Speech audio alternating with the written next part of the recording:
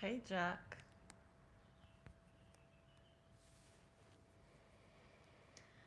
Welcome. It's a bit early. I had the urge, I guess, to go live right now. Hi, Mafelesi. Welcome, everyone.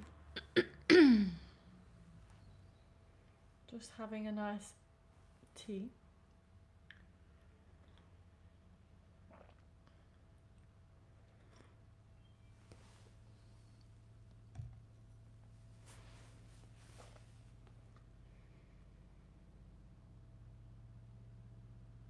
That's what I was going to ask. I'm doing well, thank you. How are you? I actually feel a lot calmer today.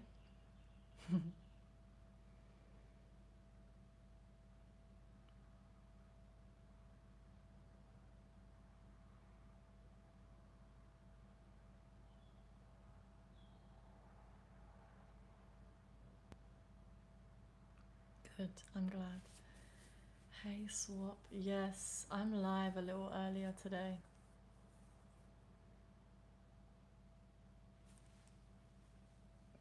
I actually when I first started doing my lives, I was always doing them at 7 p.m. But they gradually started getting later. And so maybe I'll start doing them from 7 again. Hi, Kendall. Fulton.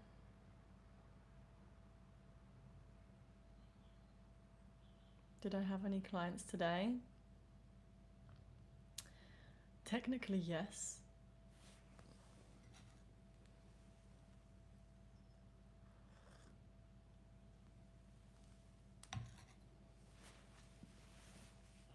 Something that I was... Welcome, everybody. Something I was thinking about literally just before I came live was how much easier life is when we are just present. And it's like the most simple thing, but why is it so hard sometimes? But when I really actually am able to be present just during my day, I notice how much, for one, peaceful it is, and for two, how much more efficient I am. Not even just with my outward actions, but my thoughts. And then with my outward actions as well. It's like slowing down. I notice how everyone around me is like constantly in a rush. And like, it's okay to be in a rush, but it's like when you're really rushing around and then also your mind is busy, like I can just sense, I'm really sensing on some people how they're like rushing around, but also they're not even being present. Their mind is also rushing around as well. And it's like, whoa!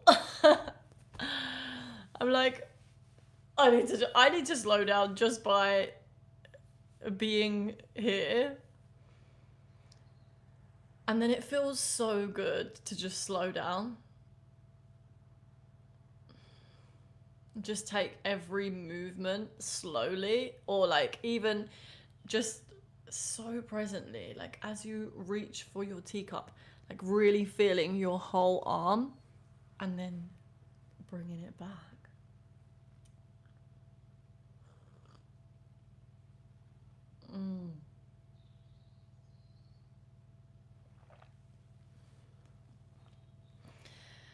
Do you believe in quantum immortality? What is that? Do you believe in quantum immortality? Quantum immortality. Can you tell me what that is, please? And then I'll tell you if I believe in it. YouTube is recommending your channel a lot. Thank you, YouTube. Thank you to the universe for that. I am low IQ. Helen, hello. Alloy, hello. Welcome, everyone.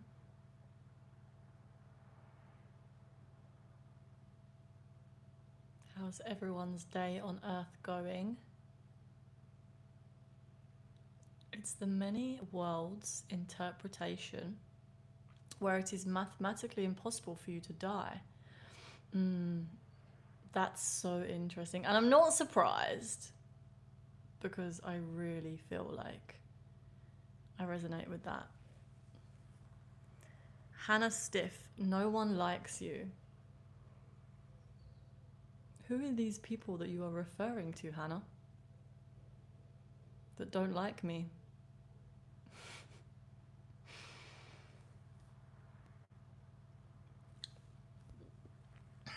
I was wondering the same. Quantum immortality.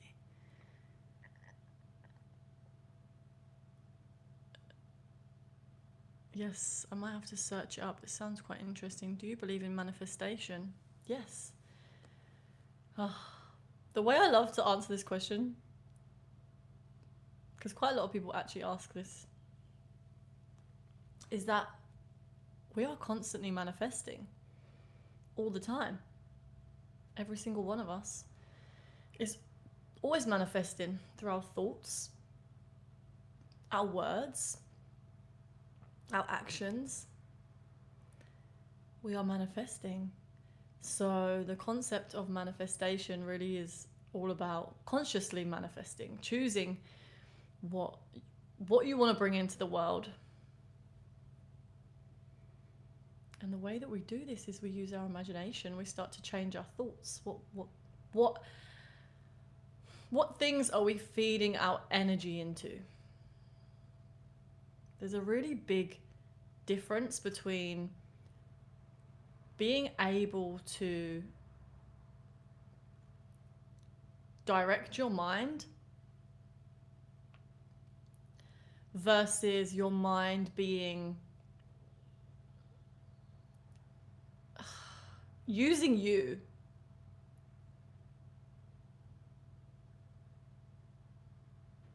And when our mind is using us, it's basically reacting to all of our senses, all of the output that we get, the input that we get from the external realms, and filtering it through our conditioning, our beliefs. And so when we start to consciously manifest, what we're doing is we are starting to direct our mind in the way that we want in order to create the reality that we want to create.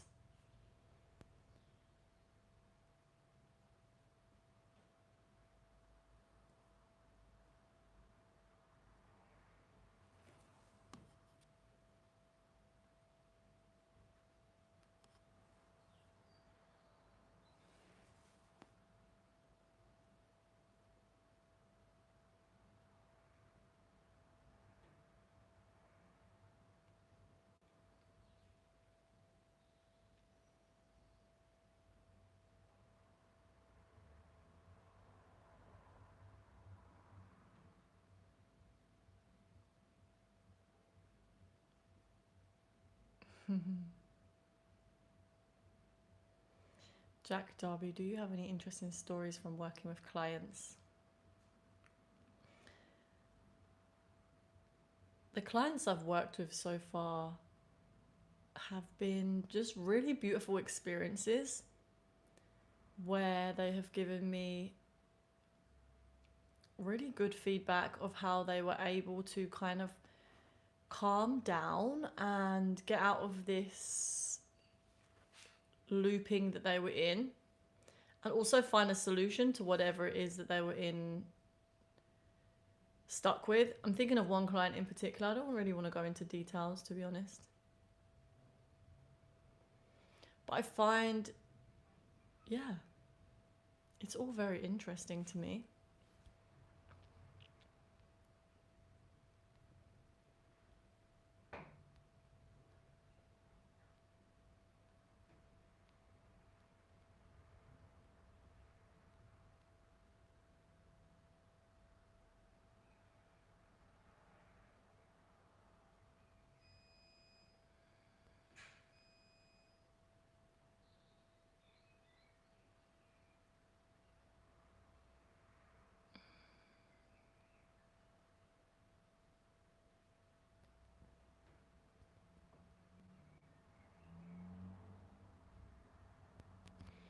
Hey VS, this is a spiritual Q&A. So you can ask questions to do with spirituality or to do with life, or anything that comes to you, maybe something that you are stuck with, finding challenging, or maybe you want to contemplate the mysteries of the universe.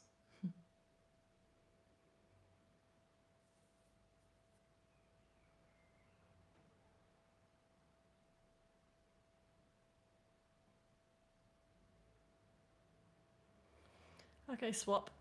How important is one human's thought process to the existence to really listen to and help the manifestation of that human? I think each of us is negligible in a vast universe. I think every single person's thought process is... Wait, I don't know, I'm not sure if I understand this question. How important is one human's thought process to the existence to really listen to and help the manifestation of that human?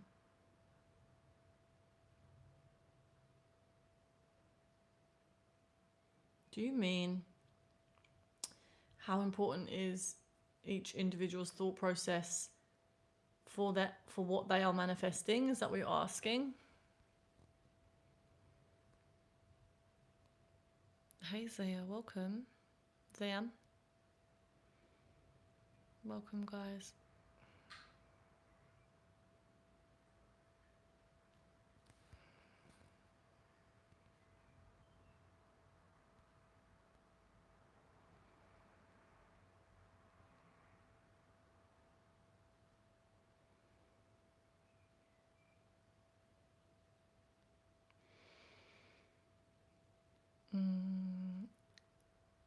My Instagram is the same as my YouTube handle, Amy Louise Samp.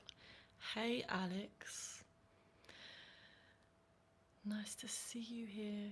Hey Taran, nice to see you again. Welcome, guys.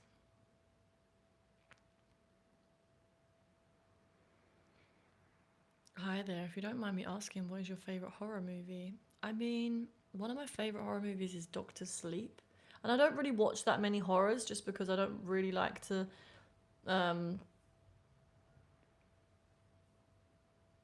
expose myself to such low vibrations. But occasionally I will watch a horror movie if it is calling out to me. Doctor Sleep I loved. It was like the second one after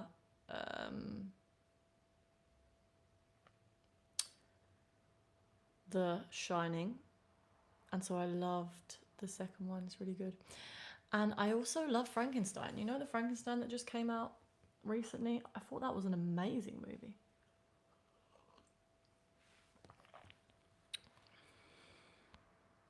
So deep.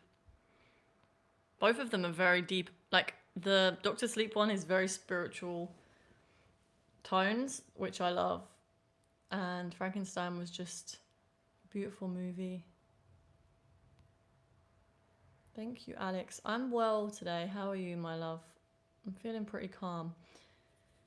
Okay, so I was saying that existence must be ignoring us because the vastness is so infinite that our thought process means nothing to the vast patterns of energy. But, okay.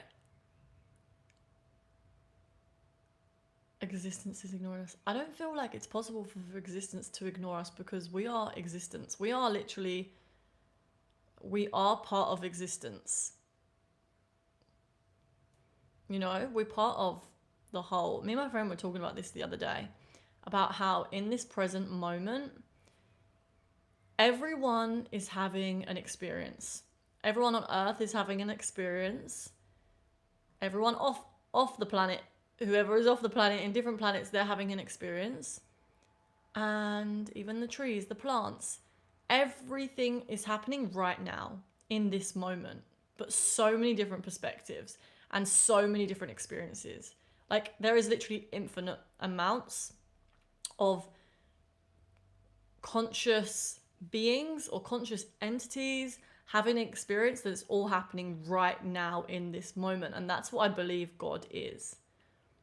That God is this moment of everything being in existence, experiencing. And so it's not that existence could ignore us, because we are existence. We are part of existence.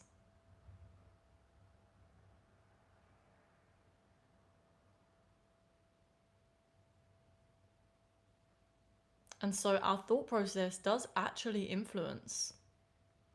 It influences way more than what we can actually comprehend. There are, okay, how do I explain?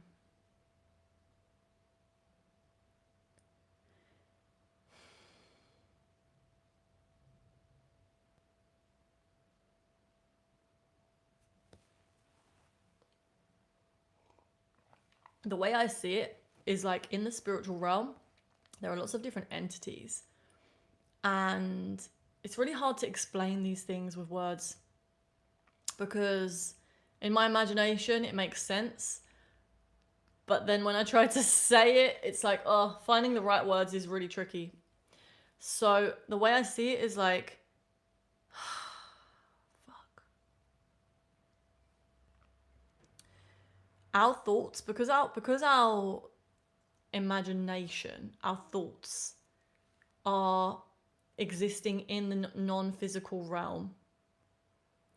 In the non-physical realm, there are many different types of spiritual or non-physical entities, beings. And so as we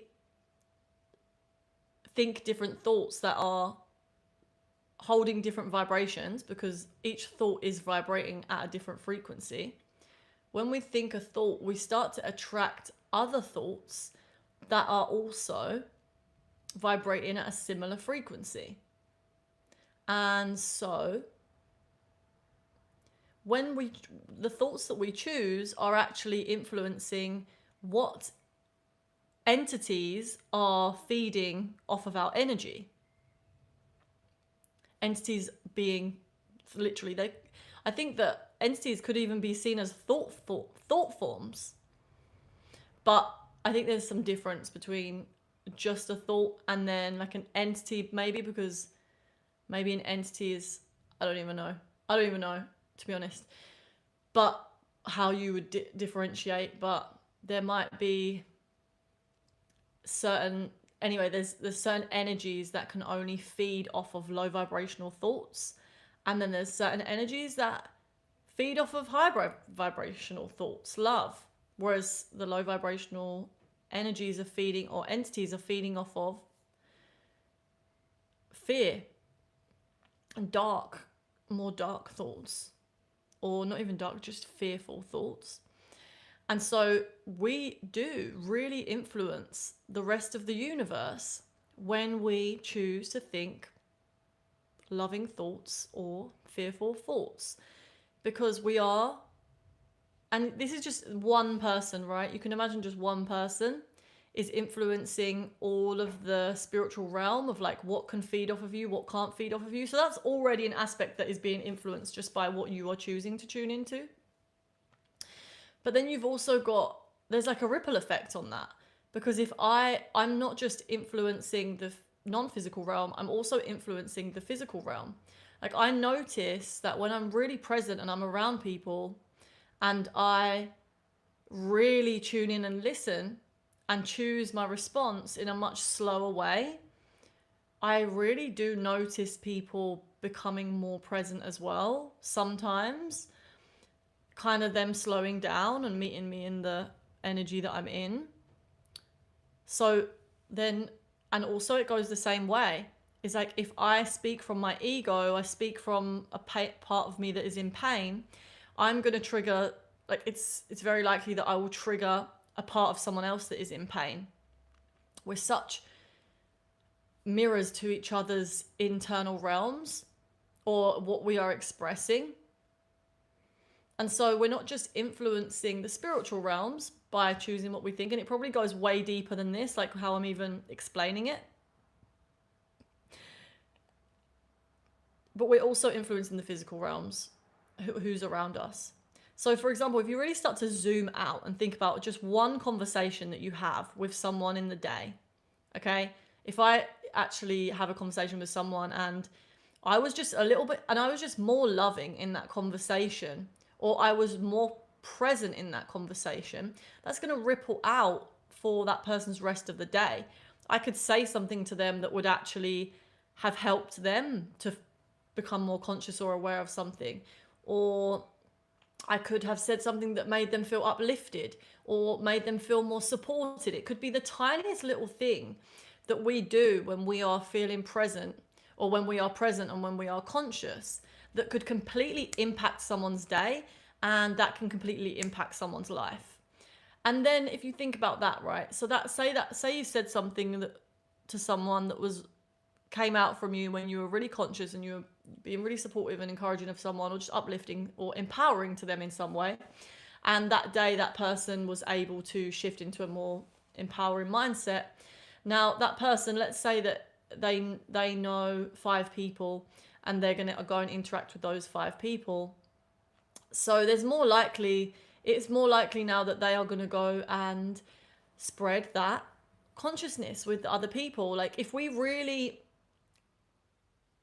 think about how our small interactions can just have such a ripple effect out into the physical realms, into our fellow human beings, and also this is happening on a non-physical level as well. And then not only that, we also have how we merge the two, because you have the non-physical and the physical are connected. We are all connected through the spiritual realms. Everything is actually a manifestation from the spiritual realm. Everything is a manifestation from the imagination. Everything that you see was originally created in the imagination of a person. Or God, I would say.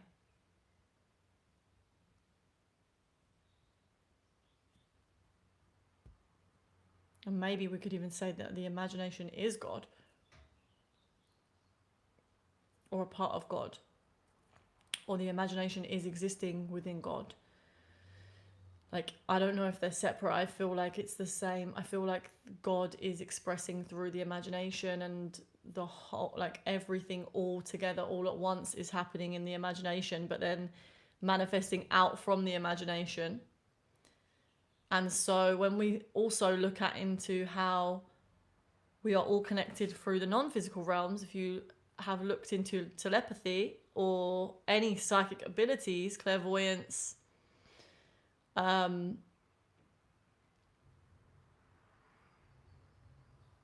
it's also pretty clear at this point that psychic abilities are real, and there are many people on the planet that have the ability to use their psychic abilities much better than others. And I do believe that we are all able to develop our psychic skills. And it's not just that, it's just like if you don't train a skill, you're going to get worse at it, or you're just going to stagnate with it. You're probably going to forget how to use it, you know? So when we start to really realize that psychic abilities, psychic senses are real, and we can start developing those skills, then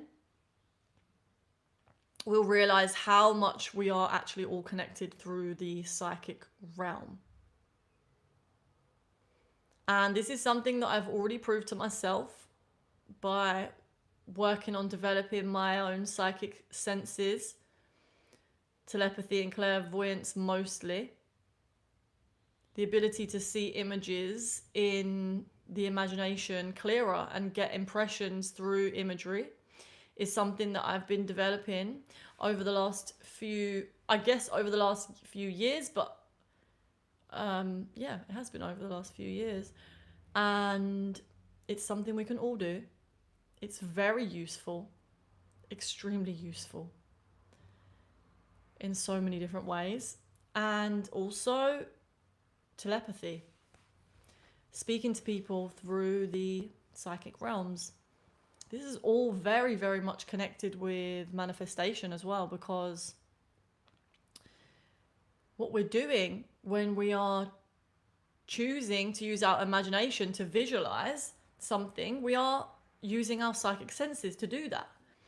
And so the better you get at doing these practices, imagining something as if it is real, you are developing your psychic sense. And that could be, for everyone it's different, okay? Some people have really, like, they're more, it might be in the beginning that you're better with your imagery in the imagination. It might be better that you are, it might be that you are better with sound. It might be better, it might be that you are better with taste. And these are all, and touch, but these are all senses, psychic senses, that you can develop and over time can get better at whichever ones you choose. And what I've noticed from developing these for many different reasons, but mainly to do manifestation practices, is that it's actually helped me also to become better with telepathy and clairvoyance. So I really do think that we can all develop this, just because I was never like this tapped into these things when I was a kid. I think I was. Like, I remember having a really clear imagery imagination when I was a kid, but I wasn't like, and I think this is normal because we obviously are brought up in this society where it's kind of, we're basically made to feel like psychic senses aren't real. The imagination isn't real, and it's woo-woo and it's ridiculous. And we're all starting to wake up to that. We're actually becoming a way more intuitive species. And yeah, so I do develop that. I do think that anyone can develop these skills if you want to.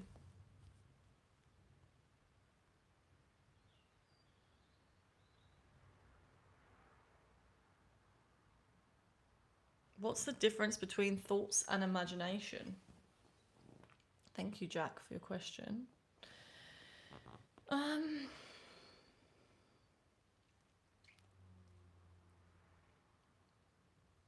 don't know if there is a difference. I'd say the imagination is more like an amalgamation of lots of thoughts. Whereas a thought, you could have one single thought, and you could also have lots of contradicting thoughts that are making up your imagination. So I think that your thoughts are creating your imagination.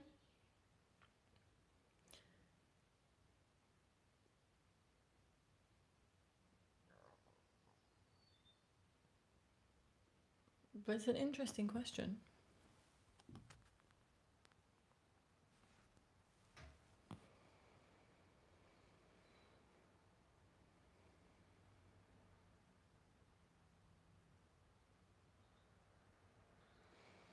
Okay, swap. We are a part of existence. Is true, but existence can't afford to make any changes in the vastness of everything. As per one human's thought process, conclusion, having preferences is pointless. No, I would disagree with that, because I think that like I said before, one human's thought process is actually affecting way more things than you realize. Like, when we have a thought about someone, their subconscious does actually pick it up. I need to get some like examples of this, but we are affecting so much with our thoughts.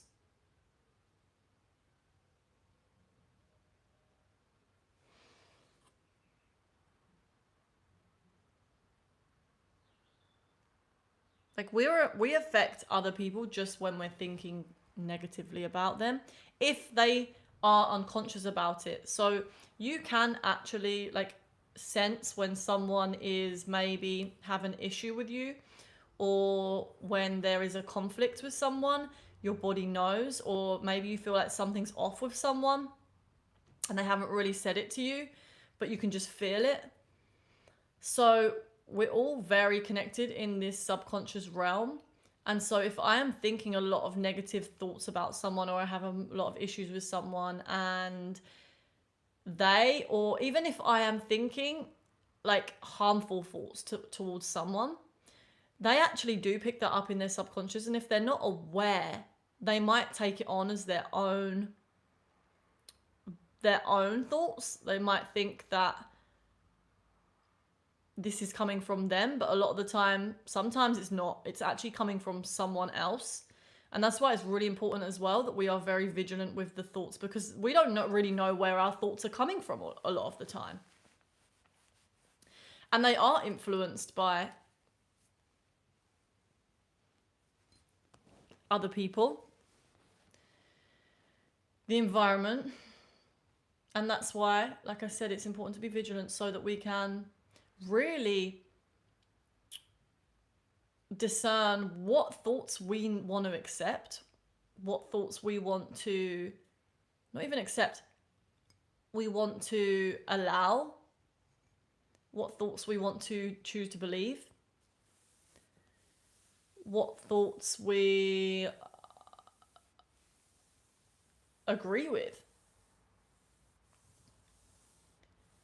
Like, it's crazy actually how when you're in a room with someone, the more conscious you become, the more you start to realize that we kind of like start becoming one energy. And we're not one energy field because we all have our own energy field, but it's almost like our energy fields mix so much that it's really hard to tell if you're not really vigilant of whose is what's is whose. Like, if someone starts talking to you, it's very quick to become unconscious and start to just be reacting from like an impulse of what someone said to you in the way that they've said it to you. And then your body is like sometimes just wanting to like unconsciously correct this situation because it feels like it needs to correct it in some way. So like that can happen quite a lot if we're not slowing ourselves down, really listening to what needs to be said in that moment. I think that having conversations with people, and I remember Eckhart Tolle saying this, and I really noticed this today, is that having conversations with people is where like it's such an easy way to become unconscious. Like, we just tend to become unconscious, and I really do think that is because it's even harder to like, you're just, I don't know, you have to be really aware of, like I said, what's yours and what someone else's. And it's hard to put these things into words, honestly. I feel like it's an experiential thing, but sometimes someone saying it will make you realize it next time when you're having a conversation with someone, especially when it's like family, right? When it's so easy to become unconscious with family because they often push our buttons. They say things that trigger parts of us that are like on the defense. And so how quickly can you notice your body going into this defensive mode instead of just being present and listening? You know, when you like first meet someone and it's such a lovely experience and you're like enjoying it and you're both super conscious of what you're saying. Like, I am trying my hardest to be like that with my family, even though it's like such a hard practice because it's so easy for, especially they start to notice like, why are you acting so weird? And like, it's almost like, like people that have known you for so long, they expect you to act a certain way and to say things in a certain way. And when you start to become really conscious of what you're saying, you're not necessarily going to be talking in the same way anymore. You might be like a slightly different version of yourself, maybe more mature or more calm, and they might not be expecting that. And it's so easy to come out of it because you're so used to going back into those patterns with those people. Something really interesting.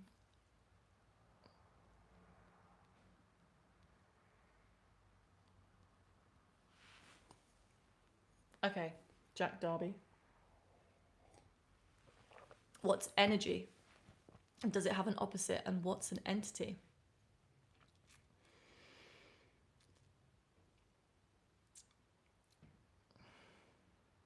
Energy. Does energy have an opposite?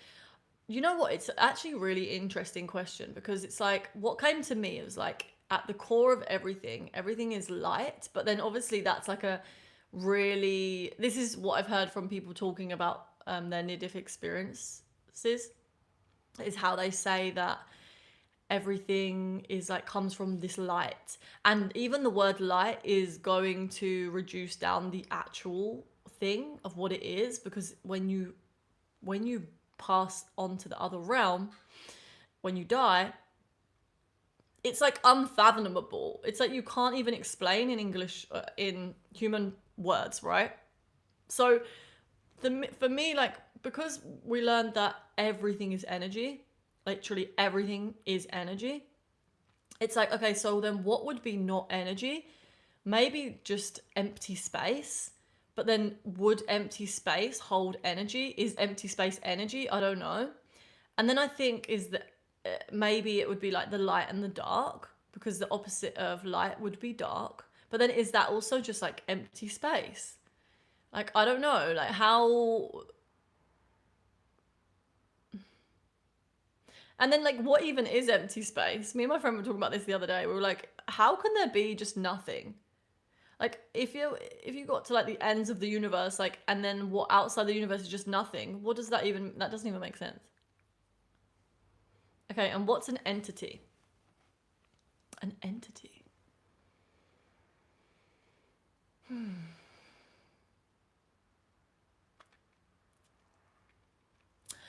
I feel like an entity is like a cluster of energy that has...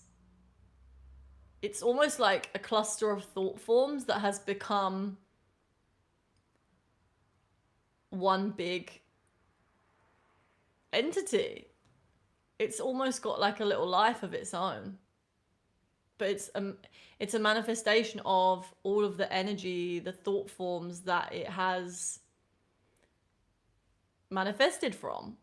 Does that make sense? An entity as well for me is like, it's almost, it's like it's some kind of... I actually don't know how to explain it.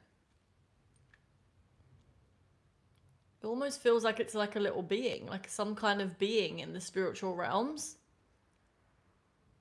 And like, I feel like entities can be really big and they can be really small in terms of like how much power they have or how much consciousness they have.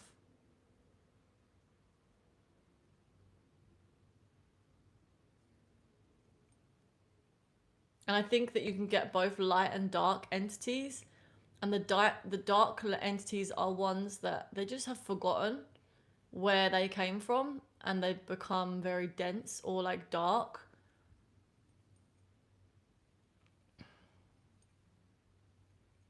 Almost like, you know, spirits, or even I think demon. You can get like demonic entities, and then you can get like light entities.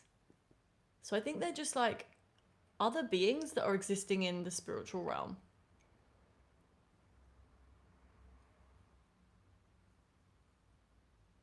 Or maybe even a group of beings could be one entity. But then I guess I just feel like all of us have so many different life forms on our one body. Like, this is, I don't think that we're just like, you can just imagine how many cells we have, how many different microbes we have on our body.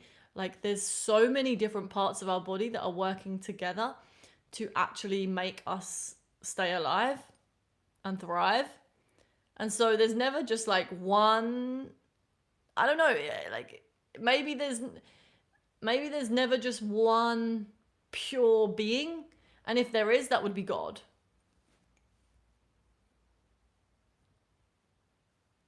I don't know.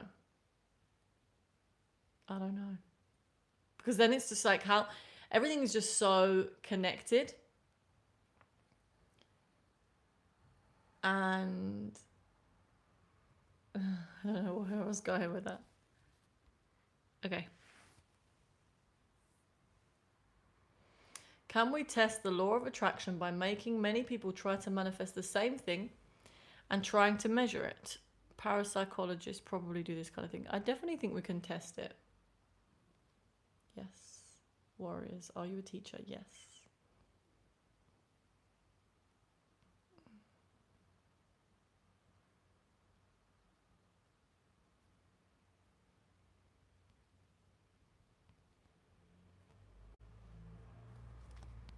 How do you think about the non-physical realm?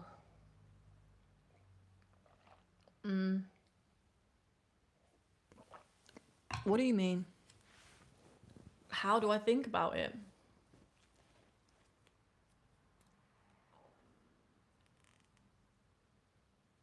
Are you asking me what it is?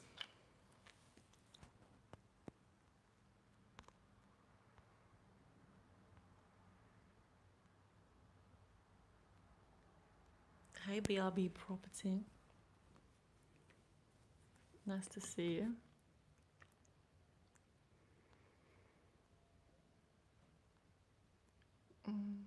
I'm well, thank you, Siobhan. How are you? Can spirituality help you find your soulmate? I do believe so. I think the more you know yourself, then the more likely you're going to find a match that is compatible for you. And yeah, but I also think that we find soulmates in friends and animals, and it's not always just romantic partners, but people that we connect with on a deep level and that our souls feel at home with. Soul family.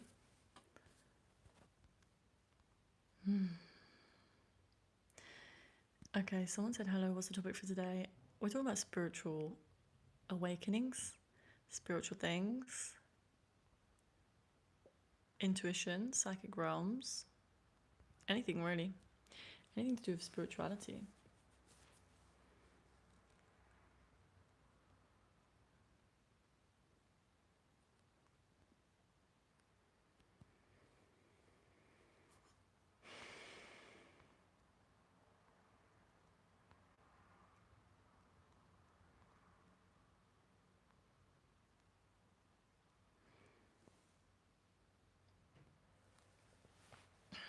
Do you prefer men to listen to or hear you?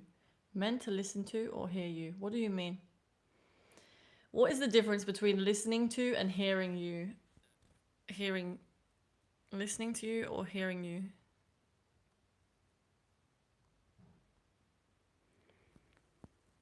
Would you be happy with eternal recurrence? Can you expand on what you mean by eternal recurrence, please?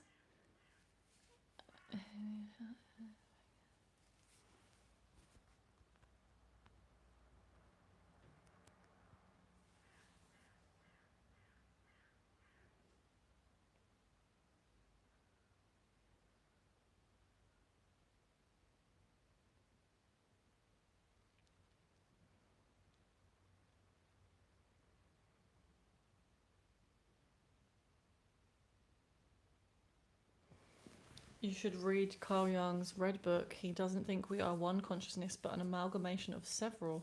Interesting. Okay. One fish in the Pacific Ocean. Can her mind affect any blue whale's life or movements in the vast ocean?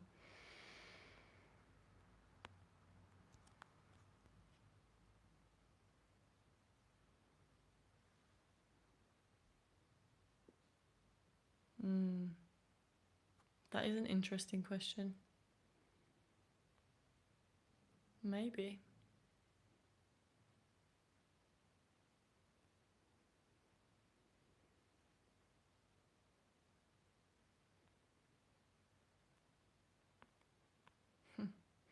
Someone said there's storm chasing right now. Enjoy. And please be careful. Best of luck with that.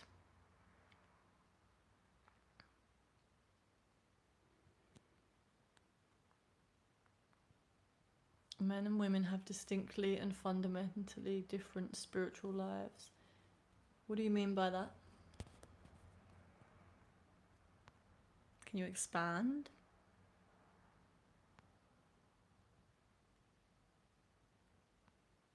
Okay, Jack Darby. What's wrong with reacting to the situation if our reactions from lifelong virtues are appropriate to those situations? For example, the sports people speak of the flow state. Well, it's not that it's automatically wrong, because sometimes we might react and it might be a positive reaction.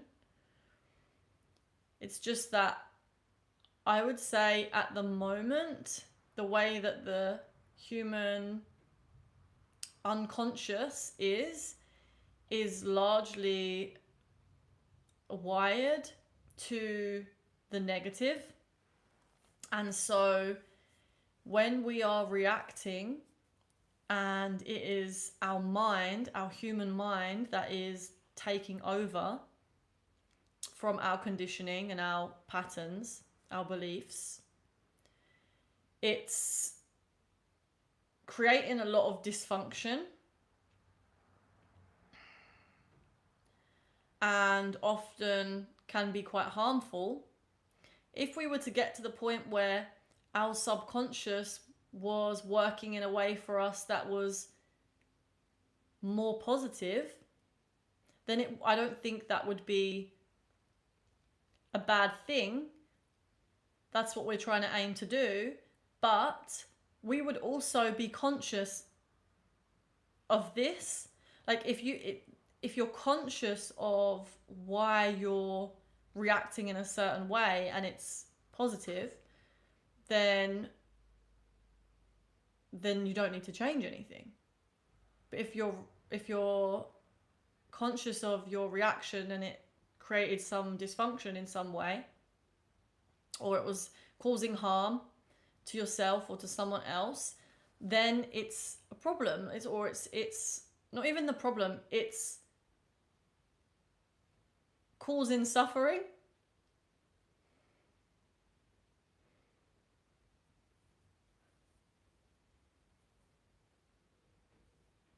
But if our reaction is from lifelong virtues, like you say, and are appropriate to those situations, then there's nothing wrong with that. And also you said about sports people, speaking of the flow state. The flow state is actually not, it's not like a,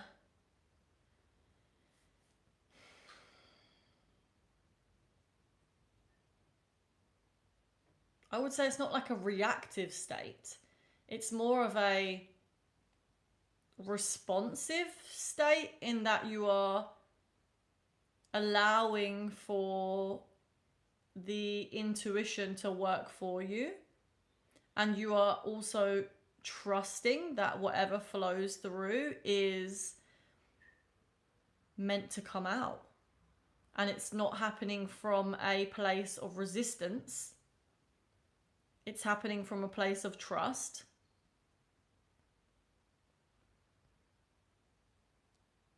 And being really aware and conscious. It's like if you were painting on a picture, if you were painting a picture and you were in flow state, then you would be really enjoying every brush stroke and allowing for the intelligence of the universe to influence your brush strokes. And so you're like enjoying every moment of it. It's like this flow of allowing and exploring as each moment, as you just enjoy the moment. And that would look very differently to someone that is not in flow state and they're trying to paint and they're in their head and they're not enjoying it because they're in so much resistance, because maybe they are thinking about how they need this to be good, or they need this to like work out really well for them, and that is like they're literally completely in the mind. They're not in flow state anymore. You know?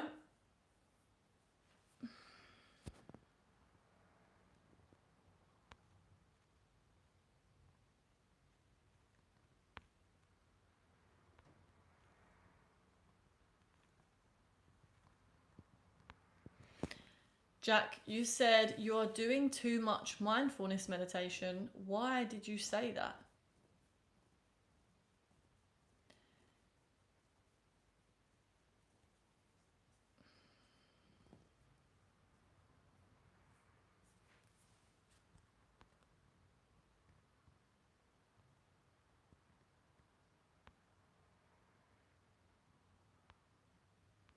Are you regurgitating, or are these your thoughts? I'm not regurgitating right now. I am just allowing for whatever comes to me to come out.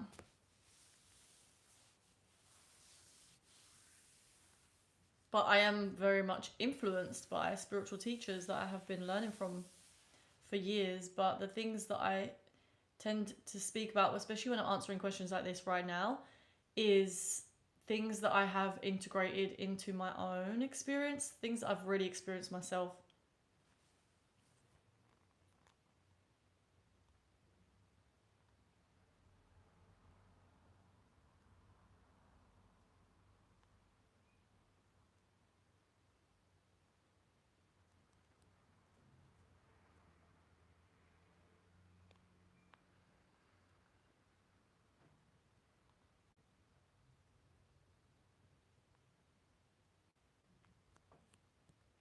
Okay, Max.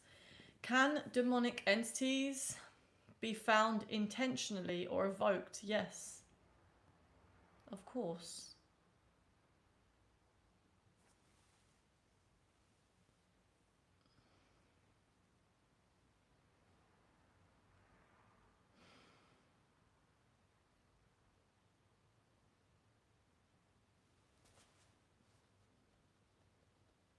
But of course, if anyone that was going to do this, it's going to create suffering in some way.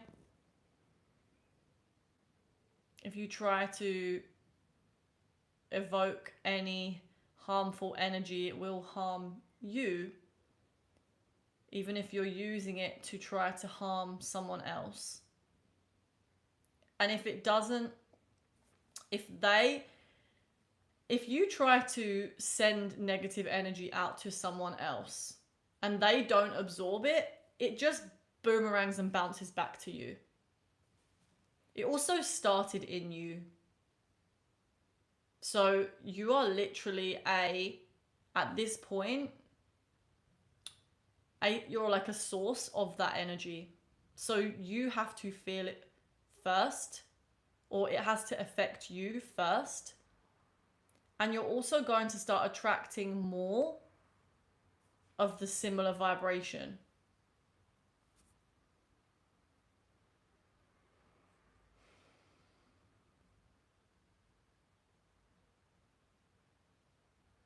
Did that answer your question?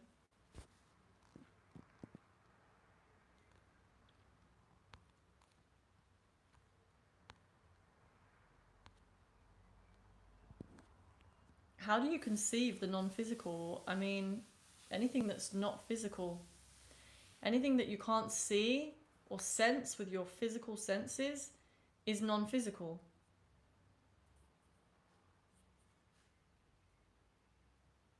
You have to use your spiritual senses, your internal feelings, or your psychic senses to conceive the non-physical realms.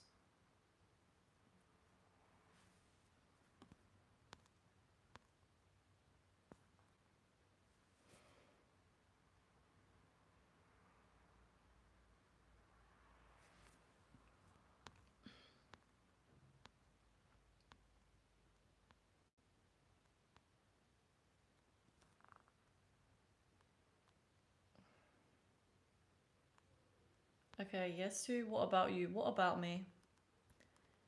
Out of context, what do you think about Islam? I haven't really learned about Islam enough to have much opinion on it, to be honest.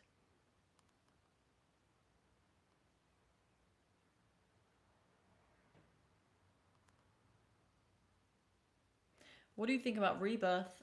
I think that we are constantly going through rebirths. I think that rebirth is just the opposite end of death. I heard a spiritual teacher once say about how life is not the opposite of death, birth is the opposite of death. Life experiences death and rebirth, but life cannot be destroyed.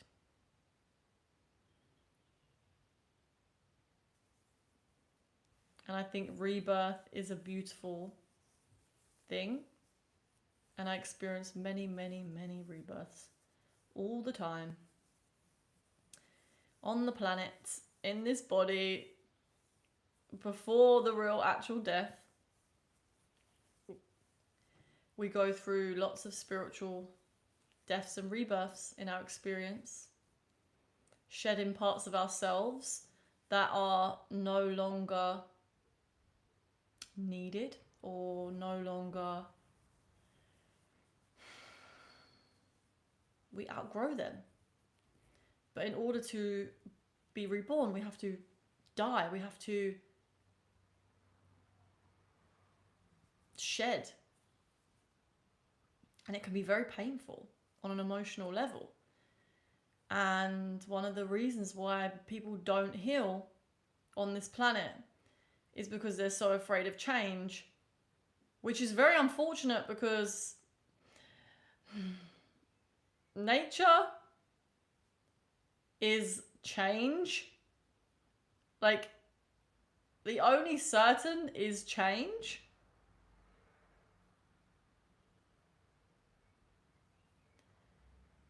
Death and rebirth is change, and we are constantly going through it. So if we are resisting our death all the time, spiritually speaking, we're going to have a very hard time. It's going to be very painful. It's going to be very longed out. And so when we can start to actually surrender to change, allow for change, and even move in the direction of change, if it's necessary, then we actually create a much easier experience for ourselves.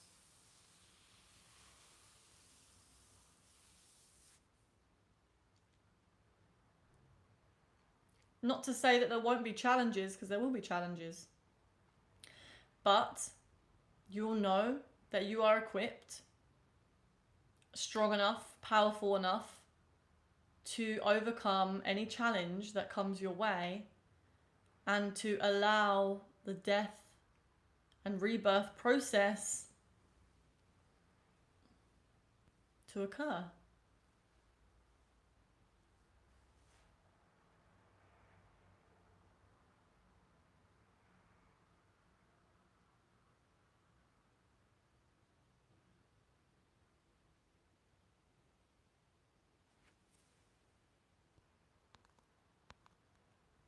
How does the white woman from the suburbs think she knows the answers to life?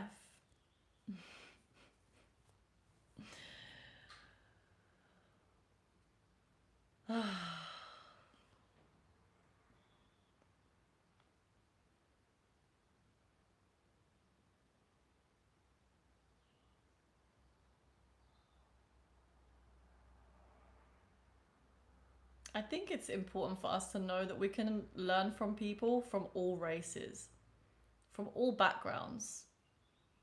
It doesn't matter where a human is from. It doesn't matter what color their skin is.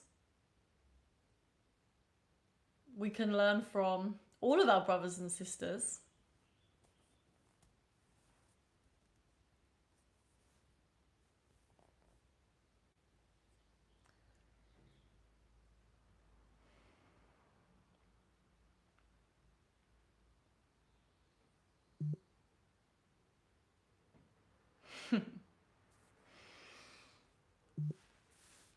One sec.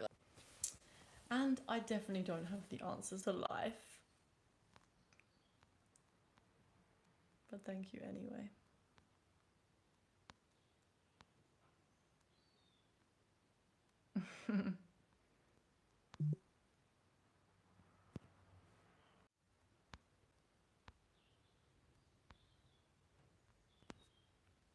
Okay, can you not hear me, guys? I'll come closer.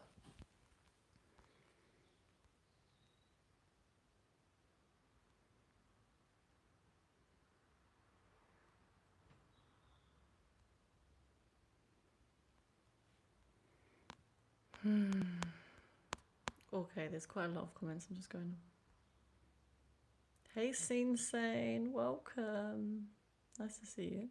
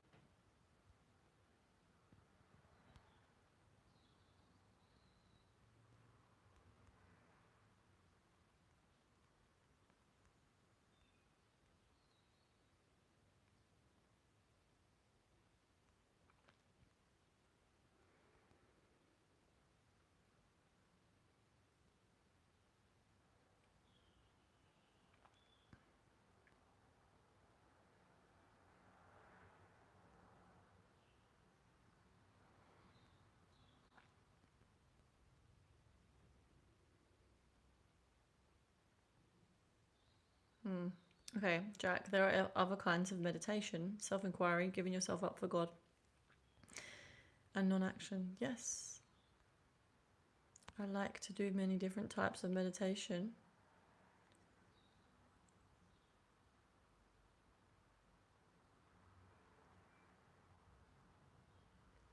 Have you ever felt like there is nothing at all, no existence, not even nothing?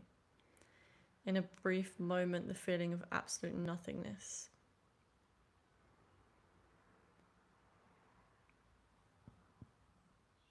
No, not really.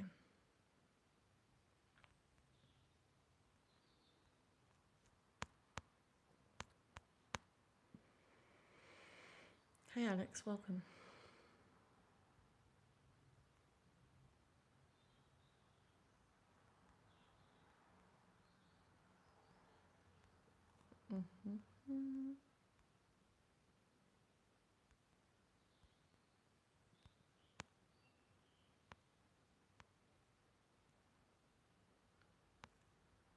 Okay, non-P8, W5T, not true, it does matter.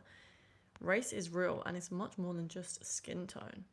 Okay, what are you saying not true, it does matter to?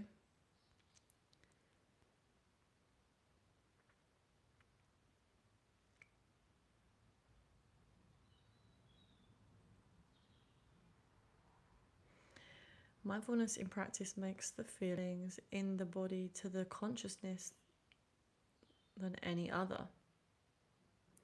The highest kind of object you can pay attention to is actually thoughts, because this is unique to humans. Thank you, Jack.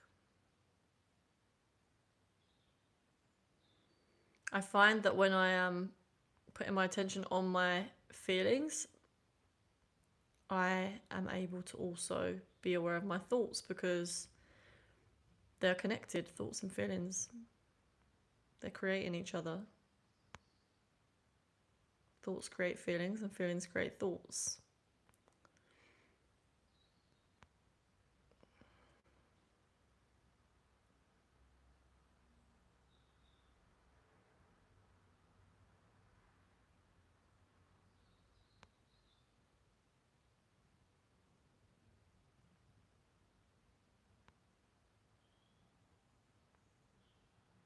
Hey Zaza.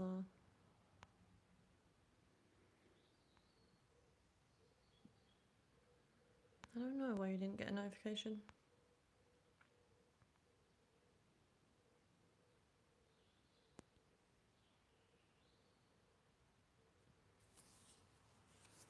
Okay, so insane. I got a panic attack while presenting. This is the third time it's happened. I think it's mainly because of how the whole room looks at me. That spotlight makes me scared. The same thing used to happen to me. I used to really have a massive fear of public speaking. Massive. And so I totally get it.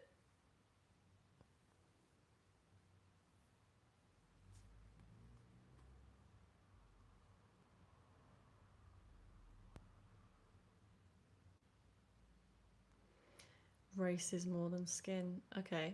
But you said what I said wasn't true. What part of what I said did you say wasn't true?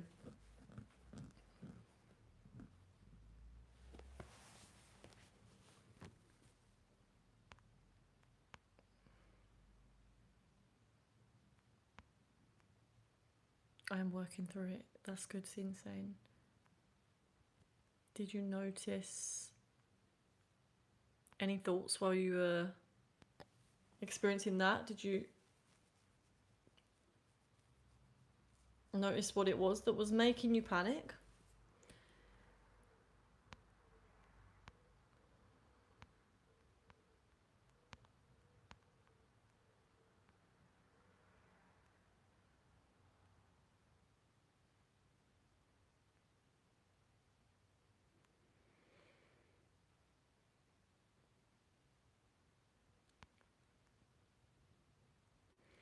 But our nervous system really can make make or break us. Is all I have realised. It misread threats. Yeah. That's why we have to work so hard sometimes at calming our nervous system down. Especially before we're going to do something that is scary to us. Like, I don't know, doing as many things as possible to calm ourselves down before.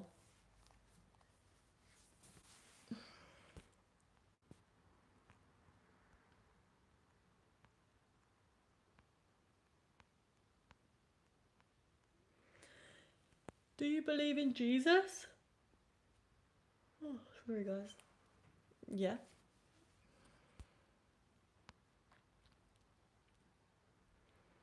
I love Jesus.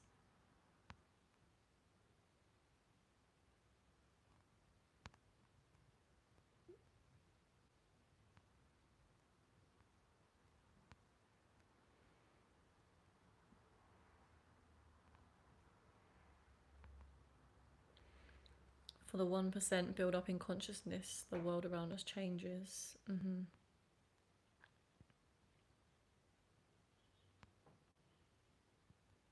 Hey Tim, welcome. Welcome guys, it's nice to see you.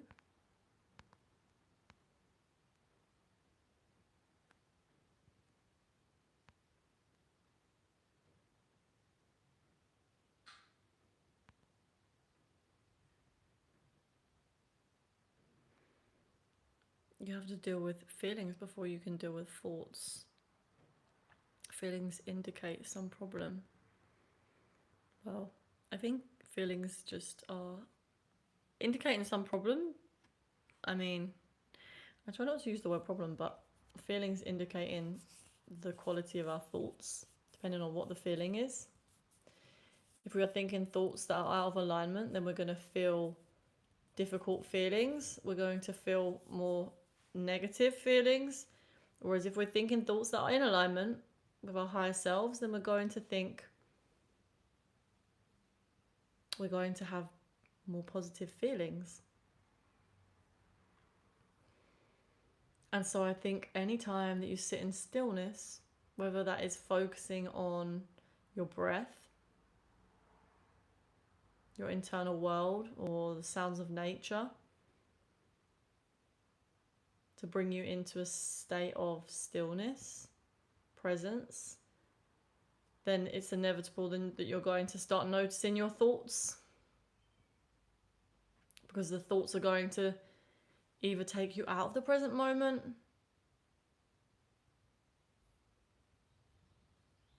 or start to pass by.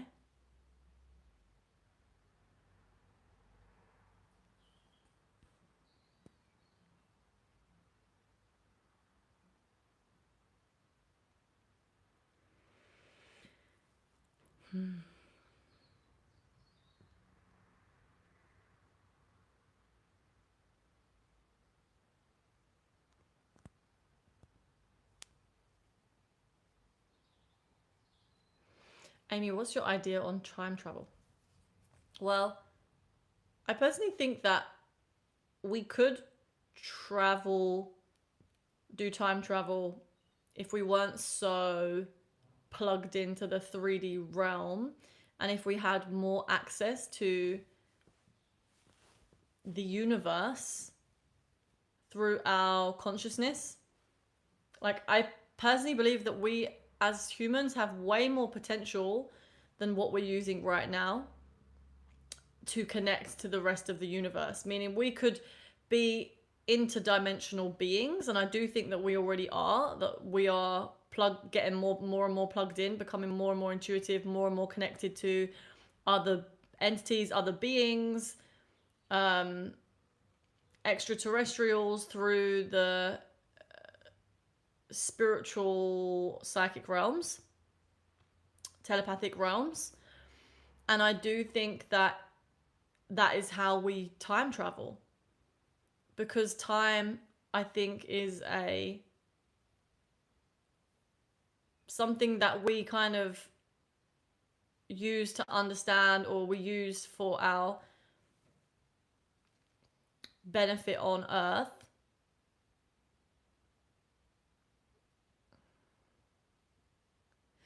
But if we were more tapped in and more plugged in to the rest of the universe through our consciousness, then we would be able to shift timelines. And I think we already can, but it's just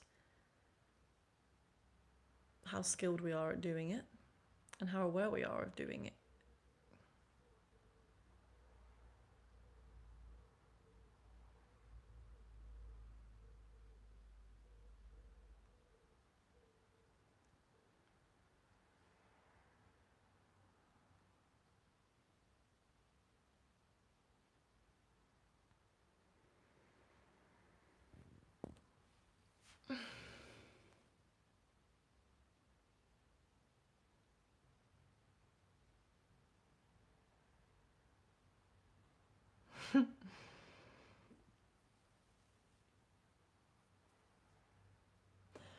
Just a fashion question. What would you prefer in winter, and why? Coats or puffer jackets?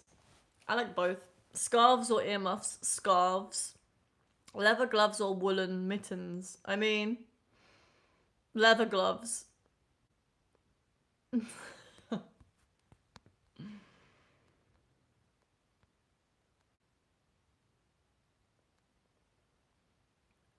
Hey, yes, Alex. You're going to be playing at Old Trafford. Love that for you.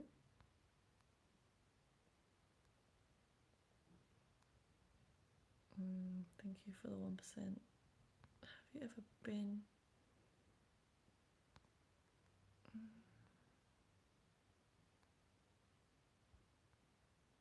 What do you need my help with? You helped me yesterday. Can you guess how? No. How did I help you? Hey, Rising to Shine. I love that you have such a beautiful relationship with Jesus.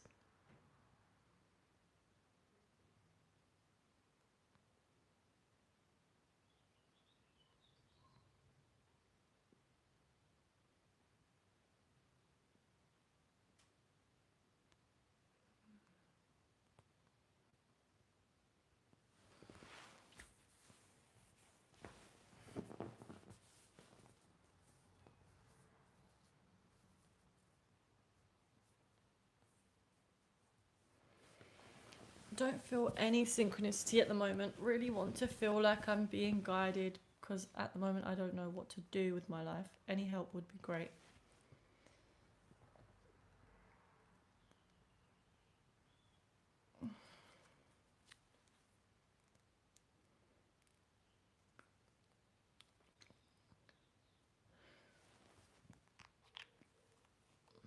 Is there something that's happened in your life, or something that you are, something that happened that triggered your kind of stuckness? Usually what it is, if we're feeling like we don't know what to do or we're feeling stuck, for one, if you're constantly thinking thoughts like I don't know what to do, you're going to continue to attract more thoughts that are vibrating at the same frequency as I don't know what to do. So you do want to get yourself to a place of potentially knowing what to do, shifting your thinking to like knowing what you want. You can do this by what happens when we are in this state of like I don't know what to do.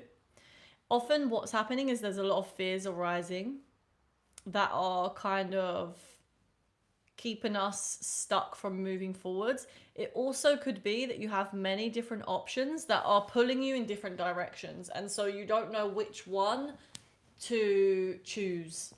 And they might be conflicting in some way, like you can't do both of them. So you need to pick between them. So it's either that you figure out what those options are, maybe there's two, maybe there's three, and you find an option that is going to meet the needs of both. Like say you're noticing that you have many different options and you feel pulled. You want to understand what these options are going to give you and see if you can find a way to meet both the needs of both of these options, the ways, what it is that you value out of these two decisions, these decisions. Because there's going to be something within these decisions that are really of value to you. And so can you find a way to find a decision that actually meets the needs of both? And if not, if you actually can't find that, then which need is of most important to you right now? The priority one, then you probably want to go with that one. Also, if you're having this thing where you are constantly thinking, I don't know what to do, start to look at what it is that you don't want. Because maybe you're stuck in this thing of like, there's a lot of, like I said before, fears coming up, and what you don't want is what you're focusing on. So you want to really use those fears to understand, okay, well then what do I want? If it's not this, if this is like the worst case scenario, like really understanding what is your worst case scenario, and then understanding, okay, what is my best case scenario? Or how can I mitigate the risks of the worst case scenario by coming up with solutions using what I've learned from what it is that I fear the most.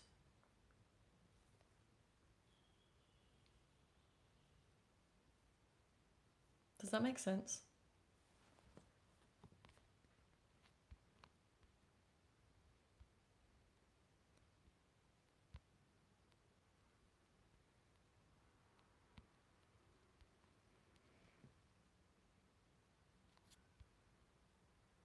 The channel 40, are you still here? And did that answer your question? And also, did you have any questions? I also love to, if I'm at this point of like, I don't know what I want, it's like you can ask yourself the question, what would be even better than what I have right now? Or like whatever it is that I'm not wanting in this current situation, what would be better than this? And then you can keep asking that question. What would be even better than that? What would be even better than that? What would be even better than that? Until you get to this image of what is the ultimate thing that would be the best case scenario for you. And that's what you actually ultimately want. And so you can realize what you ultimately want just by allowing yourself to go on these steps.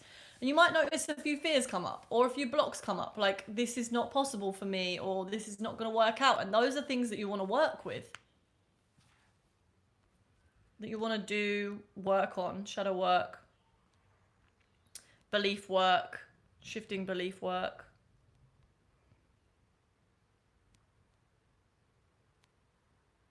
Ah, my update come on your phone, a positive message, thanks. You're welcome, I'm glad.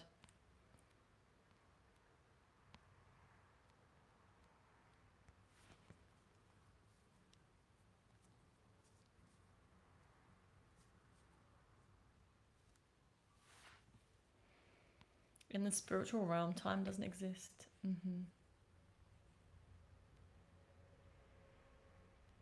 Time travel is real when you connect to quantum mechanics. That's how the Illuminati clone music artist. Have a great evening, sister. Blessed be. Beltane is right around the corner. What's Beltane? Thank you, Minuta. Have a blessed evening to you as well.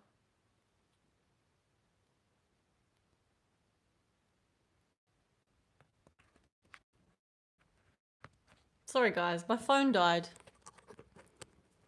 I'm back.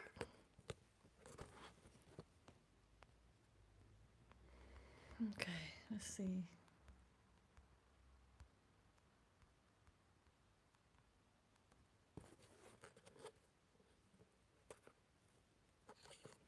Hey Baz, I'm good. How are you?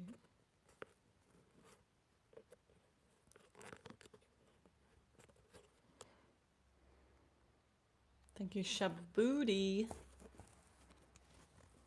I'm trying. Hang on.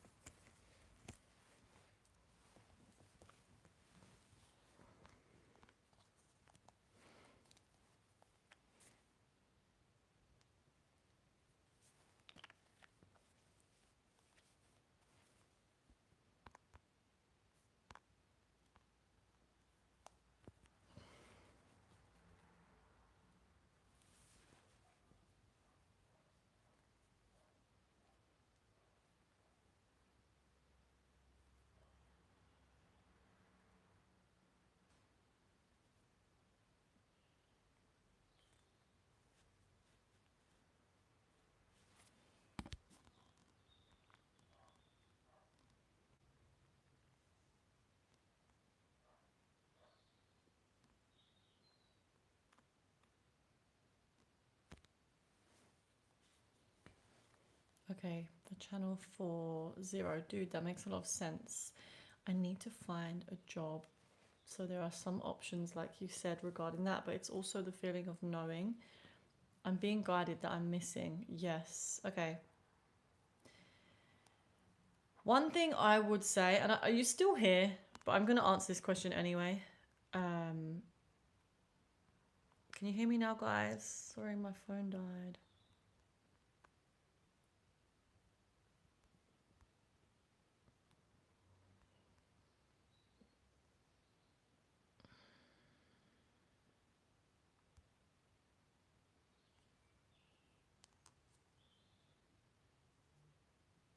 Okay, cool. You're saying that you're missing the feeling of being guided. So the thing that comes to me is usually what happens is when our mind is racing around trying to find solutions, we actually block ourselves from any inner guidance. So you need to find stillness in the mind, find a way to slow down, and that's where you'll find your guide. Your guidance is coming in through the present moment. So any way that you can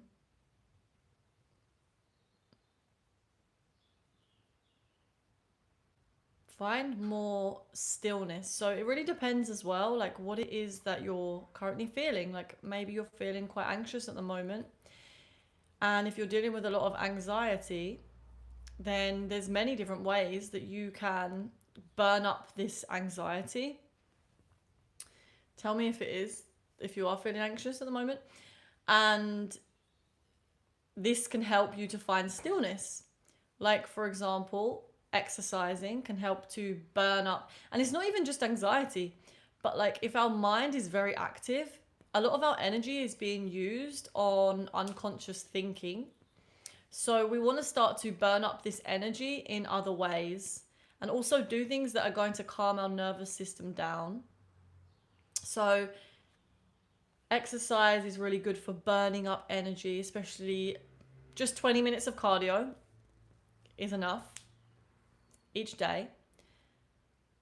Eating foods that are easier to process for your body, because when we eat a lot of foods that are difficult to digest or process, we put stress on the body.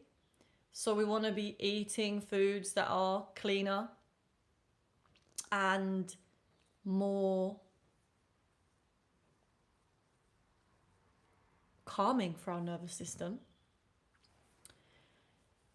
So you could look at it in many different ways, and also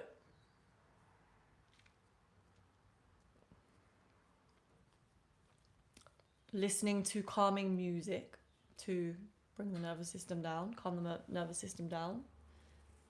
There's so many different ways, but how do you get cleaner food? Well, organic food, because food that is not organic is covered in poison, pesticides. So we want to make sure that we're buying organic, because it's not just for us, but also for the planet, the soil. But yes, the channel 40. Did you have any other questions? Listening to the guidance, getting more guidance. What I've found is that also you ask the universe, pray, ask God, ask source. Prayer is an extremely useful tool and very powerful when we pray. Ask, have you asked your whoever it is that you connect with spiritually? Ask God for guidance. Ask your higher self for guidance. Ask your spirit guides for guidance. Ask angels for guidance. Ask them to intervene, because the spiritual realm can't intervene if we don't give them permission, if we don't ask, if we don't choose to connect. So ask for help. And also you can say thank you for helping. Really starting to do that. Do this every day. And then also work on finding stillness every day. Space in between thoughts.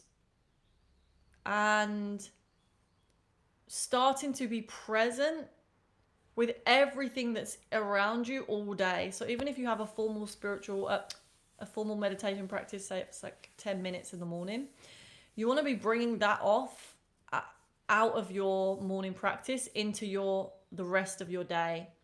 Let the whole day be a practice.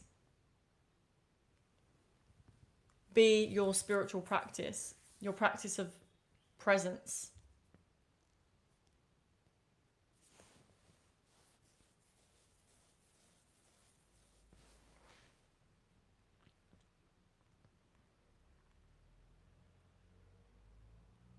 Okay, I worry that I've got ADHD. What would you say is the best thing for ADHD? Well, I also may have ADHD. I never have been diagnosed, but I have many friends that have ADHD that ask me if I have ADHD, and they seem to think I do. But I don't really see that I need to get a diagnosis. I also think I've heard from many people that meditation is really good for ADHD, and maybe this is different for different people. But I would absolutely have a regular meditation practice I would advise anyone that has ADHD to start practicing meditation, because you're essentially you're training your focus. You're training if your mind gets very distracted very easily, or you get distracted very easily, then through meditation, you are, and I know this is just one thing of ADHD, but you are training your focus so that you are able to actually increase your mental strength. It's so easy for us to just be like, oh, I get distracted because I'm ADHD. And I'm not saying that that's not a thing. Many people actually do struggle with it way more than others. But I also think that it's an opportunity for us to strengthen our mind. Like, not just use it as an excuse for being bad at something or for not being able to manifest what you want to manifest, but actually using that challenge to improve yourself. You know, there's many benefits to having ADHD actually.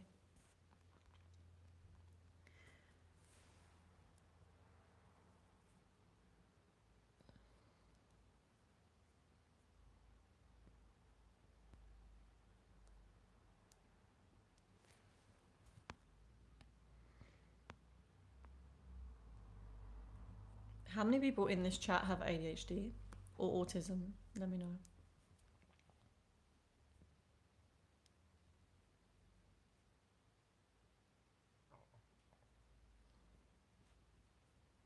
I think you have a very intuitive mind.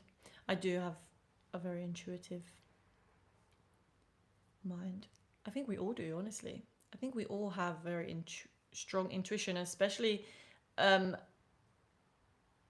as a whole.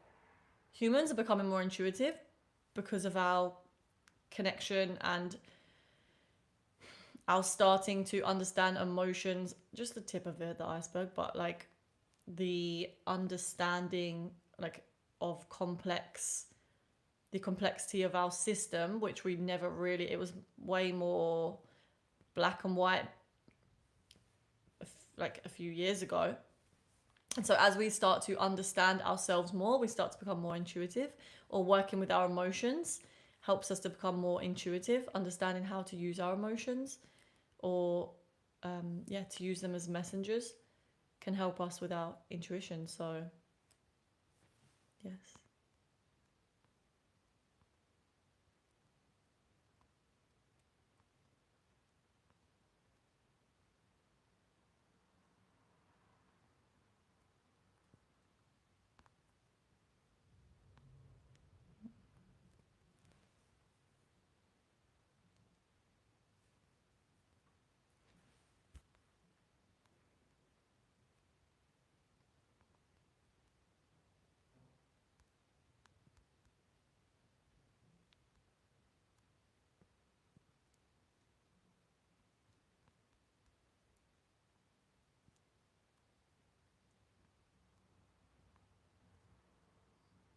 Thank you for the 1% for the encouragement. I appreciate you.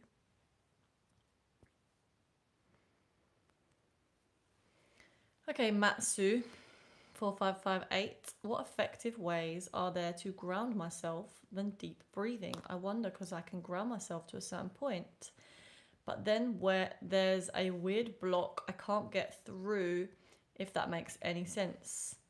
What's the weird block that you can't get through? And when you say you want to ground yourself, what do you mean by that? Because when I hear I want to ground myself, it's like what they talk about, how they speak about grounding in the psychic, from the psychic books that I've read, okay? They talk about grounding in many different spiritual traditions. And grounding is a way for us to bring ourselves into the body, down into the body. So we might be doing, for example, there's different types of meditations. If you do a meditation that is very much visualization, imagination based, in terms of, you can use your imagination for grounding, but if you're doing a technique that is taking you up into realms that aren't actually maybe existing here in the physical right now, you might also, or just spending time in the psychic realms, then doing grounding techniques is really good to keep yourself anchored in the body.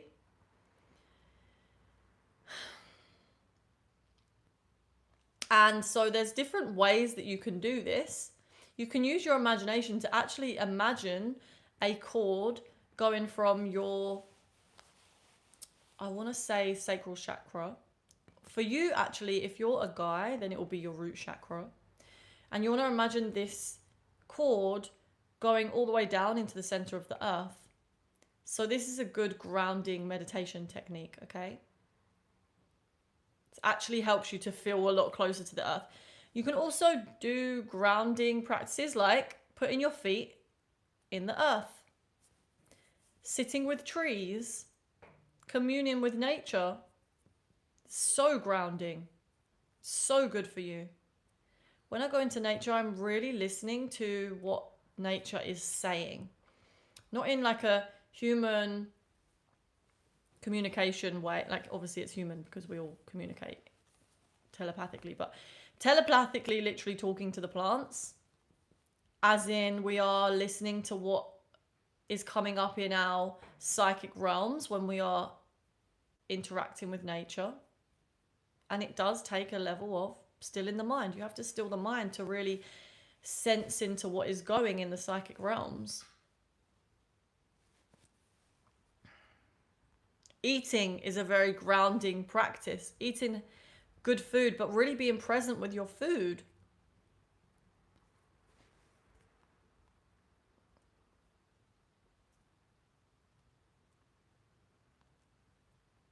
Can you align intuition with feminine? What do you mean? It's the overthinking that creates blockage. Yes.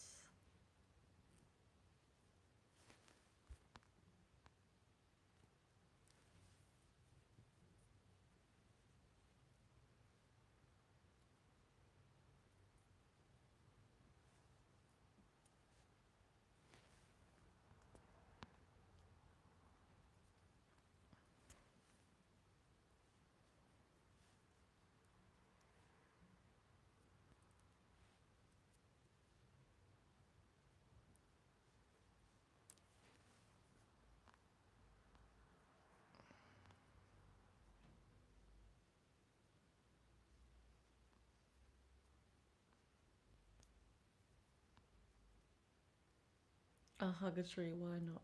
Yes. Bye for the 1%.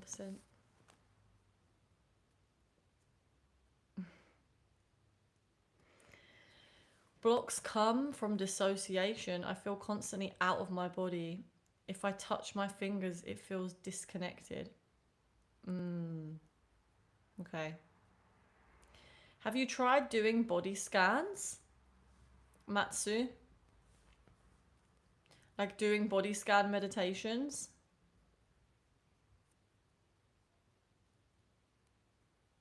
The divine plan now comes to pass. Amen. Amen. My ships come in over a calm sea. Yes. I love that.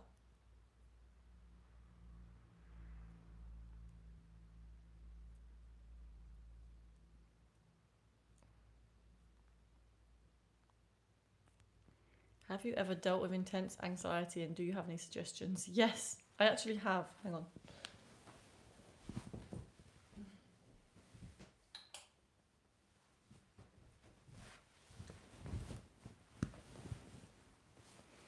I have dealt with intense anxiety many times. Sometimes at the time when it's happening, I've just gone into like fight or flight, and in them moments in the past, I wasn't really consciously calming myself down. It was more like just getting out of the situation. That I feel like then I was, I don't know, naturally calmed down. But as I started to learn meditation and started to learn how to regulate my nervous system more consciously and also just feel into my body, was how I started to reduce my anxiety. So I also notice what it is in my life that is causing me to come out of alignment, meaning foods that cause me to feel shit, you know, not getting enough sleep, what I'm consuming online, on the TV, all of these things from doing meditation, I can really notice what it is that is actually causing me anxiety, because I am noticing the link between my thoughts and my feelings. And so if something that I'm anxious about is related to something I've been watching, then I start to understand where it's coming from and whether that's something that is really good for me in my life and what I want to be consuming. So that's one thing that is really important. I also think that having a regular practice of really sending compassion into my body has helped, because anytime that I have had, for example, for me, it was more like social anxiety, having intense social anxiety where I would go into like these moments of like shaking and sweating and like really bad heart palpitations, like. And so I noticed that when this happens to me, if I bring all my attention into my body and I just breathe into the feeling, like literally noticing where the feeling is happening in my body, and I'm telling myself, it's okay, I'm completely here with you now, I'm completely here with you now, then that part of me starts to calm down and doesn't just like take over as much when I'm in the situation. So I can speak from this part of me that is like, I'm completely here with you now, and let that part of me take the reins rather than the part of me that is feeling really anxious.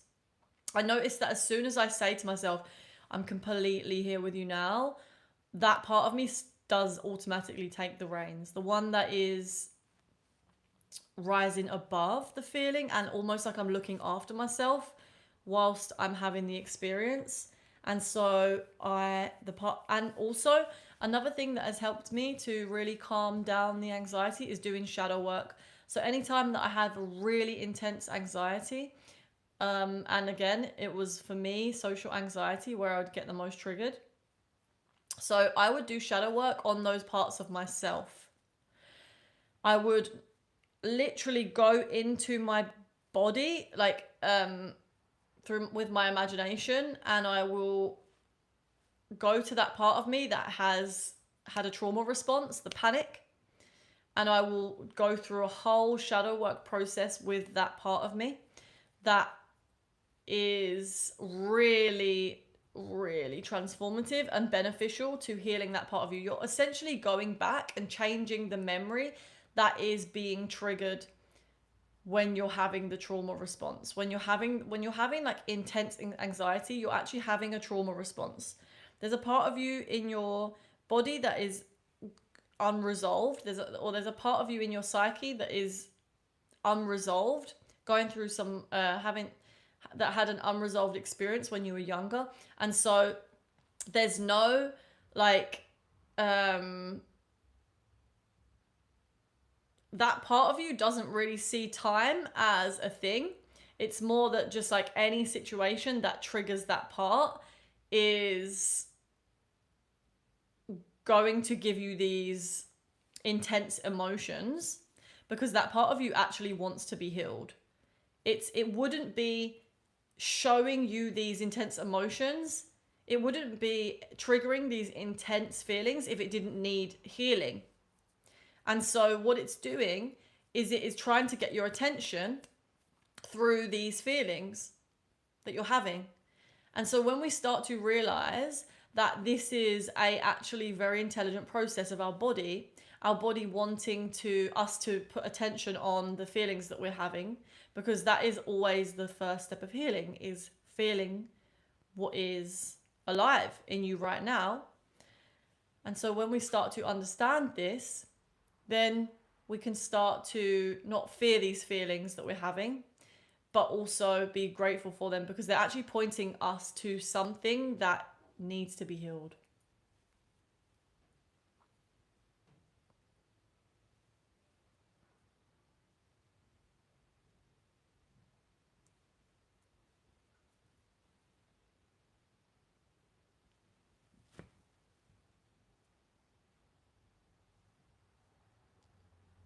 Okay, rising to shine. It's good, perhaps a vital tool to is to understand where this unwanted thought or negativity is stemming from. Once you find that, you can now work on that problem. Yes, I agree.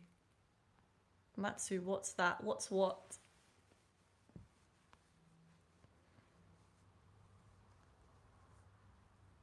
Amy, bring the tarot cards. I want to see. Maybe later.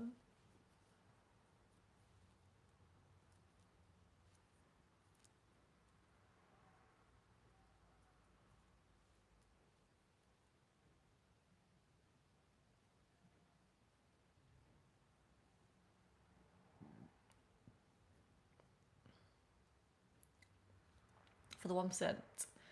Christ goes before me, and the battle is won. All seeming hindrances and obstacles now vanish and turn to dust. Amen. Every curse was sent to a blessing in the spirit realm, and the divine plan is now here. Yes, I love that. My day is going well. Understanding where your anxiety came from is a start. Then working on how you can prevent or eliminating the anxiety is the next step to your well-being. Well, you know, when we do shadow work, we actually do start to understand where our anxiety come from. You can ask questions to the feelings that you're having, the anxiety that you have. You can ask it questions like, where was the first time that I felt this feeling? And you can do this as a meditation. This is part of a shadow work experience. And you can then listen to what comes up when you ask the question to your anxiety. Because whenever we ask a question to the universe, it has to be answered. And so when we're asking a question, like, where was the first time I felt this anxiety? It's often that a memory will surface, and then you can go in and really start to heal that part of you that was in that memory. So this part of you is having an experience in the past that its needs are not being met, and it was very traumatic for that part of you in that memory. I'll give you an example of when this happened to me and I actually healed this part of me. There was a while ago that I was having this really intense experience of when someone didn't respond to my text messages, I would get very insecure and very almost like panicky, honestly. Like, I don't know if it was panic, but it was like this feeling of just being alone. And so when I went into this shadow work experience, and I asked myself, where was the first time that I felt this feeling? What surfaced was this memory of me being a tiny baby in a cot, and I just wanted my dad. And what had happened was my dad was somewhere, I don't know where he was, but he wasn't able to be there with me in that moment. And so as a baby, I was very traumatized by this. I just needed, I don't know why, but I needed that masculine energy. I needed my dad. It wasn't even like I wanted my mom, I wanted my dad, like specifically wanting my dad. And because in that memory he didn't come, I was then projecting this trauma out. Whenever like a guy didn't respond to me or message to me, that trauma was being brought up to the surface. And so when I really went in and healed this, it allowed me to actually see that, okay, if someone doesn't message me back, it doesn't mean that I'm alone. It doesn't mean that I'm unsafe. It actually can mean something else. And it might be that it's not that this person doesn't love me or isn't or they're going to leave me. It's actually that maybe they're busy or they're doing something else. And it's not, so I ended up being able to really see that this didn't automatically mean what my baby self was panicking about, I guess. It was really cool. And then noticed that after I did that shadow work process, that it wouldn't affect me anywhere near as much when I next had this experience of like not having a response. It's like, okay, now I know that that's not what the truth is, that I am unloved or that I'm alone. And so in going back into that memory and changing it, because what I did at the time was by noticing that what I needed was my dad, was I changed the memory so that my dad did come and get me and hug me. And guys, like the emotion that came out, like I visualized my dad just like scooping me up and giving me a hug. The emotions, like I had so much emotion come out. I was crying so much. It felt so good. I was like, that is what I needed, was just my dad. Like just to come and give me a hug. And like that helped me to heal so much. And it's so interesting how we can do this, how we can change our memories. It's not even that the person needs to change in real life. We can literally change our memories just by going into meditations and literally meeting the need of that part of ourselves. It's so powerful.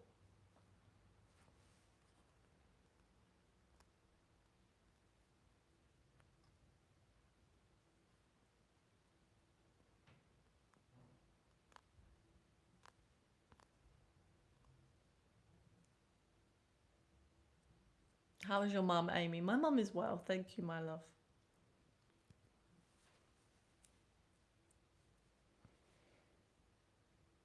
Triggers are your indications into a healing if you allow and accept what it is that you have done wrong.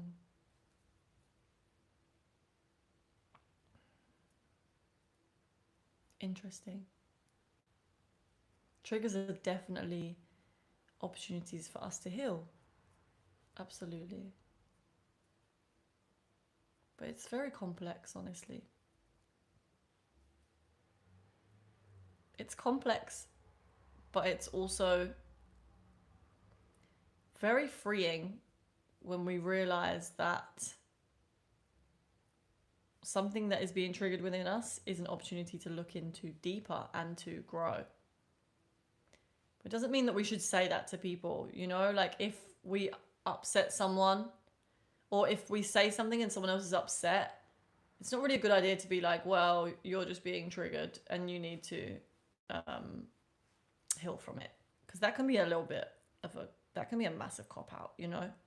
So it's more that we are trying to help each other with when we notice that someone's getting triggered, to understand what is the deeper need that they need, that they have in that moment. Because whenever we're being triggered, what's actually happening is there's a part of us that has a need that is not being met. And usually we don't think that we can get this need met, or we are under this, I want to say, spell or illusion that the need is not going to be met, and we can start freaking out over it depending on where that part of us, what happened to that part of us when we were younger. And it's to do with that need, like the need of that younger part is being triggered in us in this moment right now. And what we learn about us, what we decided to put. So when we were a child and there was something that happened to us and one of our needs were not being met, right?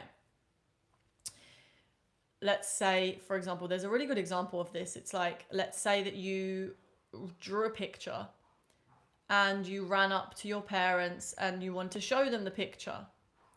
And in that moment, you were kind of needing some, I don't know, encouragement or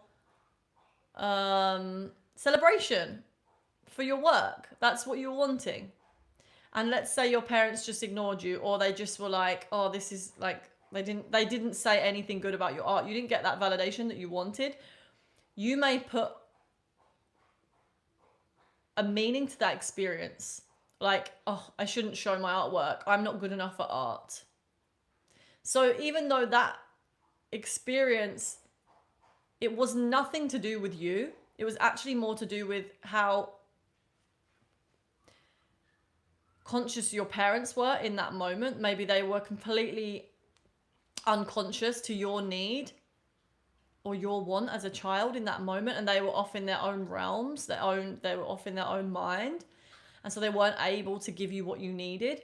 But we put so much of our self-concept, or we put meaning onto what other people do and what other people say, and it's not even the truth. That's like a massive illusion. And we bring that into our adult life. And so when a trigger comes up, it's like pointing you back to that moment in your childhood where you created this self-concept, or you put this meaning that is out of alignment with your higher self. Because remember, when we have negative feelings, it's because we're thinking thoughts that are out of alignment with our higher selves. So when we can go back and look into what are these thoughts that I'm having that are out of alignment with my higher self, they're often thoughts and beliefs that we picked up, that we created when we were very, very young. In these tiny experiences, like the one I said to you, like I was literally a baby and I had this experience and I was like, I put this meaning on, like, I don't know what the meaning was. Or I created this kind of belief that I'm just like, I'm alone. You know?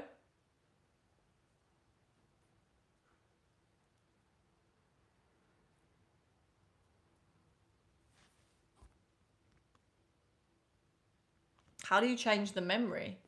Thank you, Clay Unk 7. You change the memory by literally playing it out differently in your mind. So you could be in this visualization, you're imagining yourself in the memory. So you're taking yourself back into that memory, whatever memory surfaced. And then what you do is you send compassion to yourself, your child self. This is a very important step. We want to really, really feel compassion for ourselves during this time.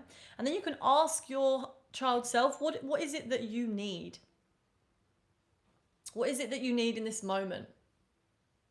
And then whatever it is that the child self comes up with, it could be you can literally be so creative with this whole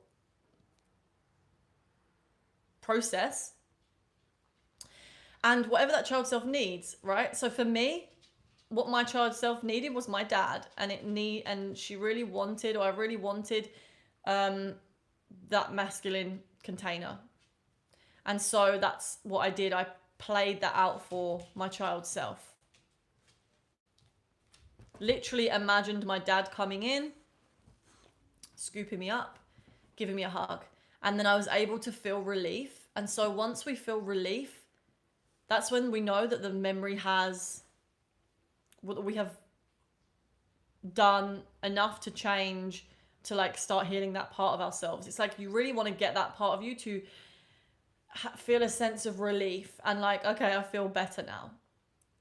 And you could then ask them, like, is there anything else you need? It could be as creative as literally bringing in an angel to come and protect that part of you.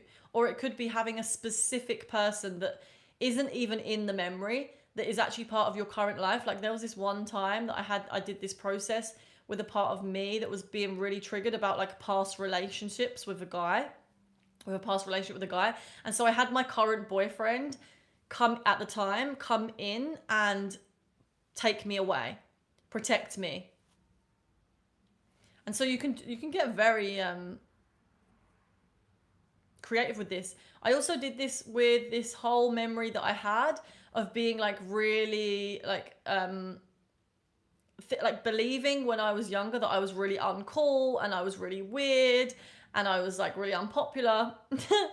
And so I changed this memory to being like confident and popular and, liked and all of this stuff, so that I could start to feel that in my body in real time, instead of constantly being trapped in this feeling of like fear that no one likes me or fear that I'm just too weird for the world. There's so many, many different ways you can do it.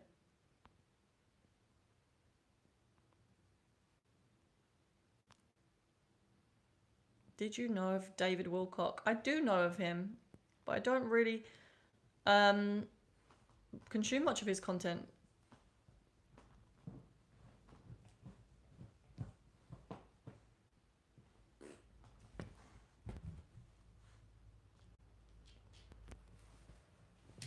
Betty.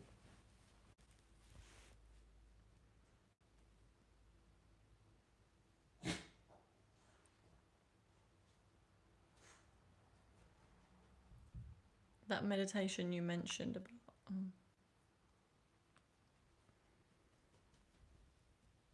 Thank you, Zaza. I appreciate you.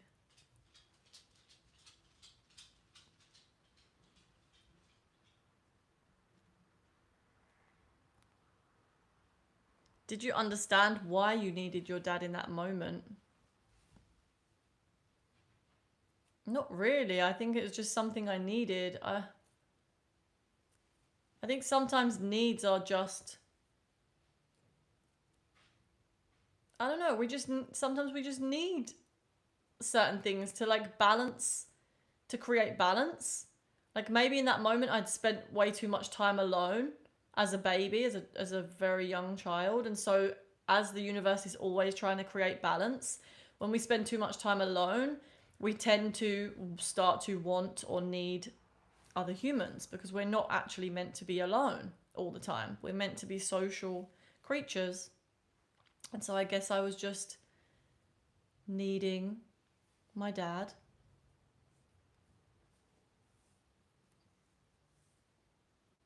To feel better. I was literally a baby. Like this memory was like me in a cot. Like I don't know, so young.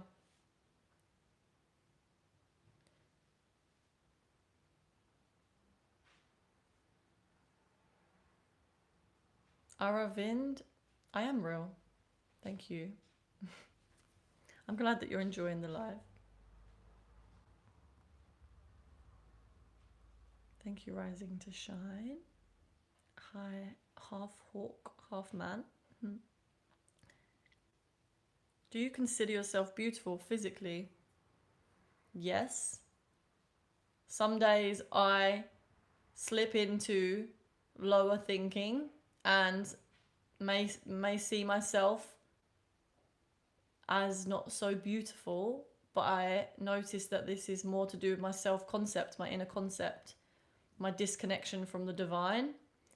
But when I am in true reverence to the divine, faith, and gratitude for even being here, I can absolutely see the beauty of this body that I have incarnated into. I don't always feel so attached to it, especially when I've been doing like really connecting and doing a lot of spiritual practices. I do feel this sense of disidentifying with my body and more being grateful for it. Not that it's just me, but I am almost like getting to experience it for a short amount of time, which makes me really feel gratitude for my body and its many different phases, you know. Sometimes it's hard to really feel beautiful when we live in a world where so many people are valuing themselves for their external appearances, and so we can get very trapped in that kind of mindset. But what I've realized as I've matured is that the best relationships that I have are ones where I literally don't care what I look like around them people. Our connection is way deeper than our physical appearance, you know? And that's what makes me feel the most loved in relationships, is when I can just be my absolute authentic self. And I used to really put a lot of energy into making my appearance better by like putting lots of makeup on or really caring about what I was wearing. And not to say that that's bad, because I do think there's lots of beauty and art in fashion and makeup, and I absolutely love it. But when it becomes a way that you are putting so much value on yourself for how you look, and that you are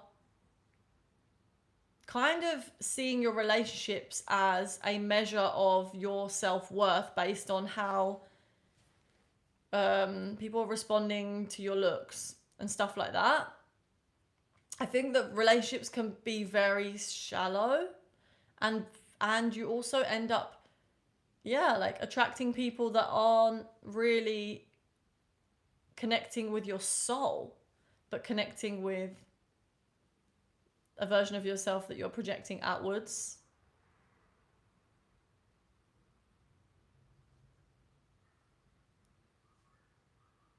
A name such as shadow work simply makes me really resentful to attempting to engage with it for some reason. It's theirs. Okay, that's interesting. What is it about the word that you have resistance to?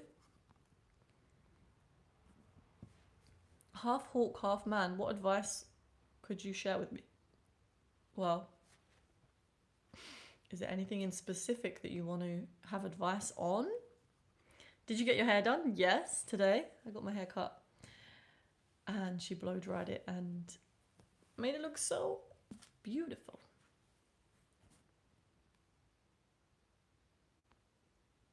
A shadow is often seen in negative light. Yes, it is. It's the actually, the shadow is the parts of ourselves that we have deemed to be negative, to be bad, to be unlovable. And so we push these parts of ourselves down into the shadows, into the unconscious. We suppress them, we reject them, we disown them. Like, we're literally disowning parts of ourselves. And when we disown parts of ourselves, they end up being, like, you cannot delete a part of yourself. You cannot remove a part of yourself. You can't. You can't destroy a part of yourself. It will just change form, meaning anything that you have deemed as not good enough will just turn into an unconscious part of yourself, something that you don't want to look at, something that you don't want to accept as is part of you. And so you can imagine if you had a friend that you were treating like this. Like, you're not lovable, you're not allowed to be seen, and you are not worthy to be in the light. And imagine if we were talking to a friend like this. This is literally how we're talking to ourselves when we push parts of ourselves away. We create these, like, fragmentations within ourselves. And we have so many of them. All these different parts of ourselves. And so you can imagine how, if you were speaking to your friend like that, how they would feel. And now this is what happens internally for us. We start to feel really low when we are talking to ourselves like this.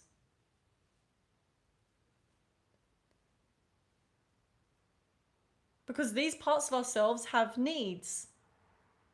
Like, let's take the example of the child that drew a picture and showed it to their mum, and their mum didn't give them a positive response. And so they made meaning out of this situation that I should never make art, because that's going to make me feel this horrible feeling. So I won't do that again. So essentially what that child has just done is pushed a part of themselves that wants to express into the shadows, pushed it away, told it that you're not worthy to be in the light. I can't express you. And so that part of you is going to be, throughout your life, knocking on your door with negative emotions, because it is basically believing something about itself. I am not good enough. That's like a very common one. I am not good enough to be seen.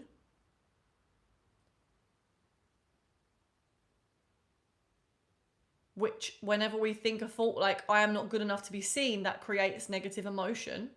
And so if we are constantly feeling negative emotion, because we are constantly thinking this thought of, I am not good enough, it's because your inner world, that part of you is literally screaming at you to say, listen to me.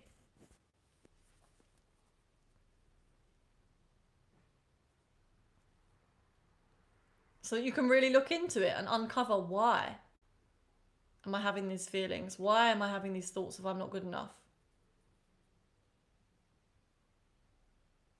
Or what part of me thinks it's not good enough?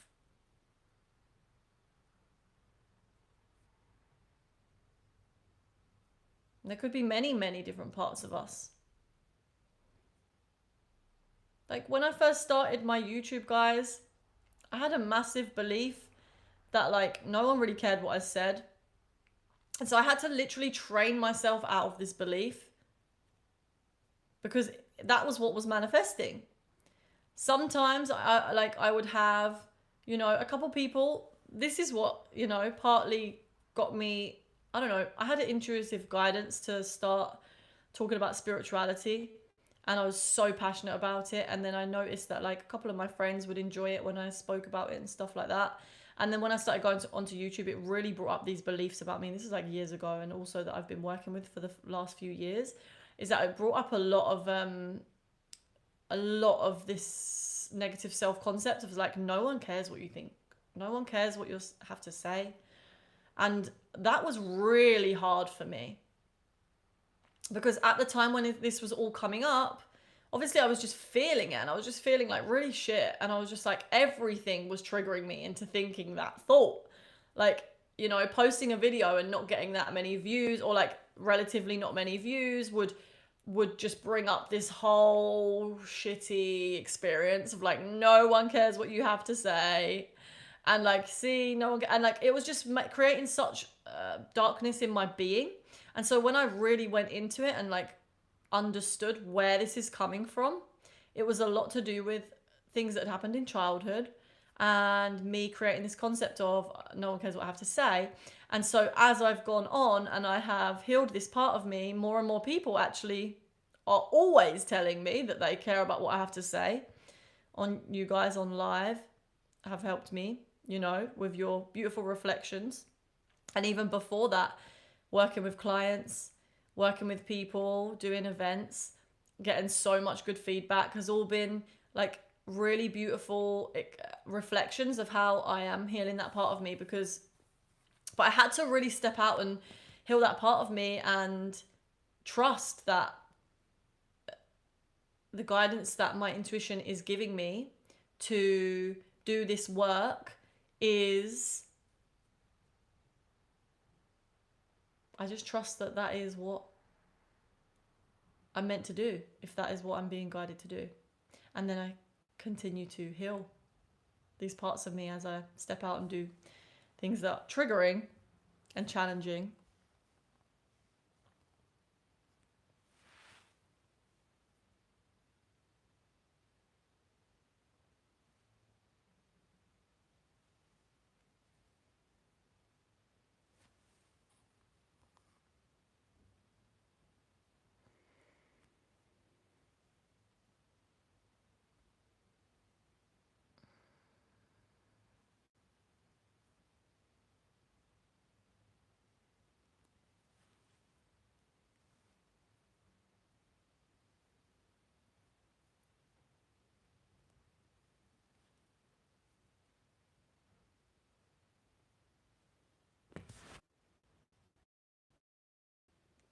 And I'm sorry, guys, my phone died again. I don't know why. My charger is plugged in, but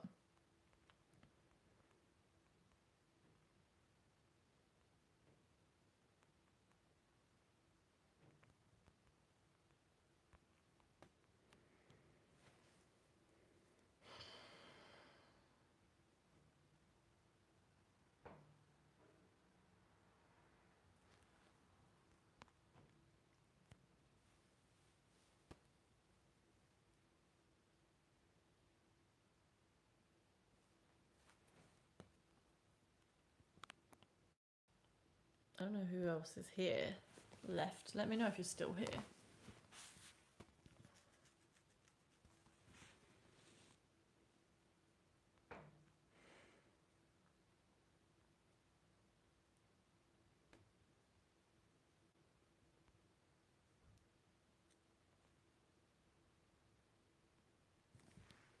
Okay.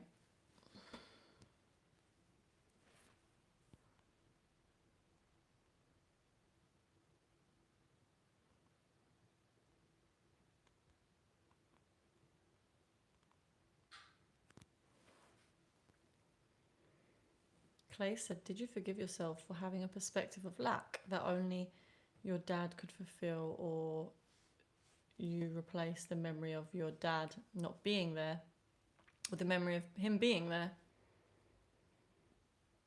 Did I forgive myself? I had compassion for myself, definitely, yes.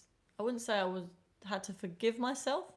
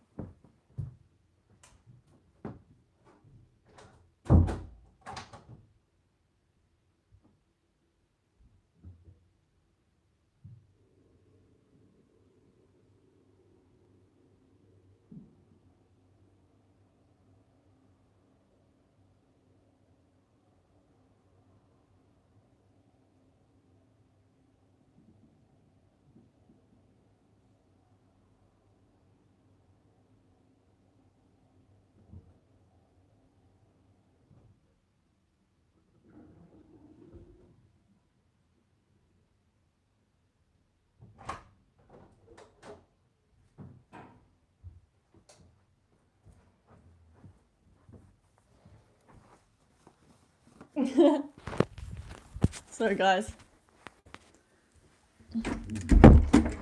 I have a new charger now. My other one was was not working.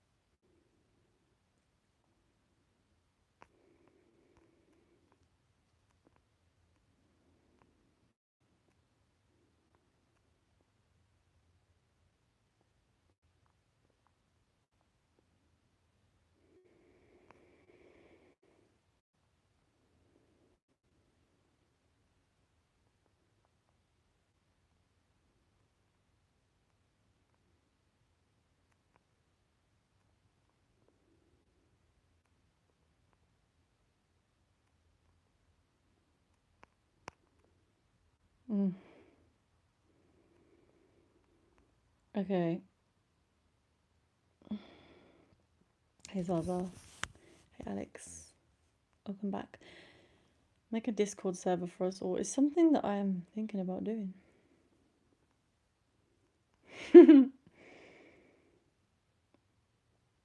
Hi, confused baby octopus.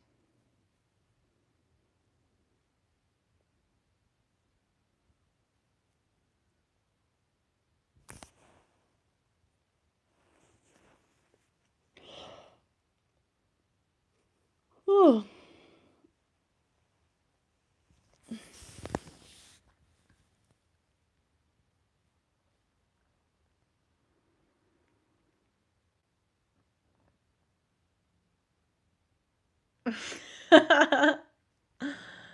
That was funny. That was funny. The angle made me laugh.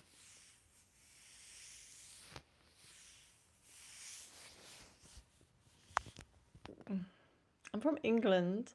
What's that cut on your wrist? How did you just see that? This one? Did I just show that? I scraped it on a tree.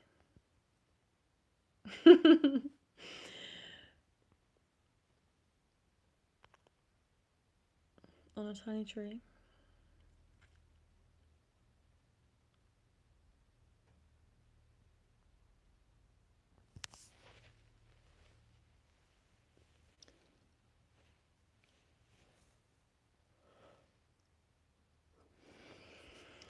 Hi Trevor.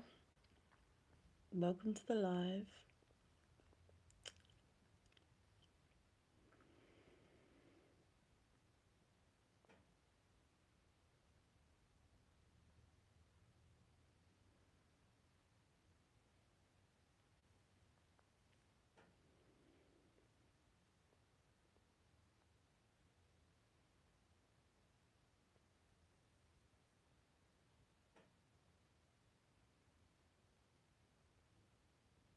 What are your views on Kemet?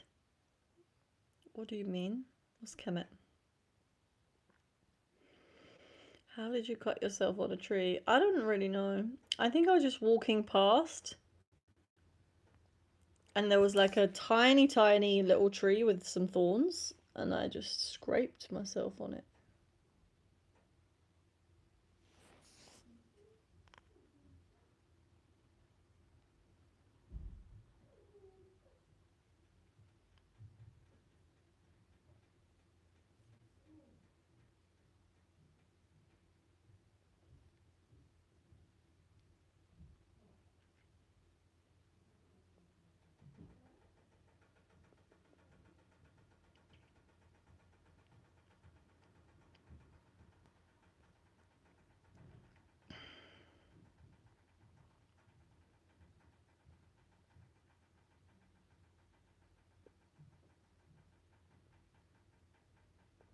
Hmm.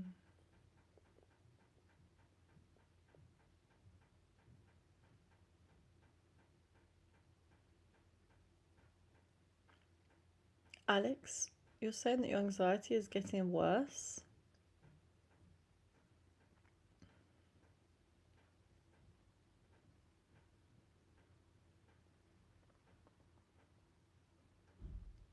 Can you, when you feel the anxiety come up, can you bring your attention to where it is in your body and just hold it there and send compassion to your, not your, to the feeling that you're having in your body?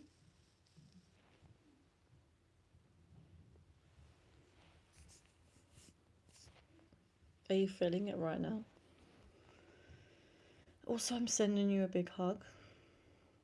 She was hugging the tree tightly, that's how. And she forgot trees are made of wood. I didn't get a thorn in my hand. Guys, I've been through much worse. I fell in a whole thorn bush once with a bike on top of me, and the bike was literally holding me down. Okay, Alex, it's hard not to worry. Remember when you told me to stop worrying? It's so difficult. Well, I think it's normal, and a lot of us spend a lot of our energy worrying. And for me, the only thing I really have felt like has helped has been meditation, really practicing presence.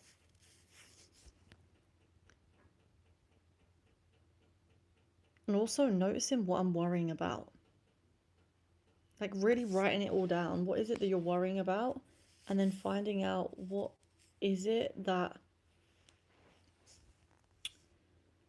you could do or that you could choose to help yourself to feel less worried. But obviously, it depends what it is, the situation that you're in.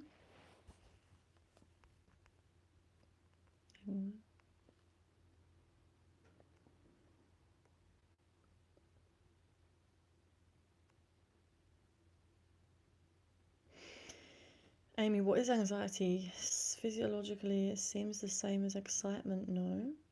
It feels sometimes the similar, anxiety and excitement. And I think that it's almost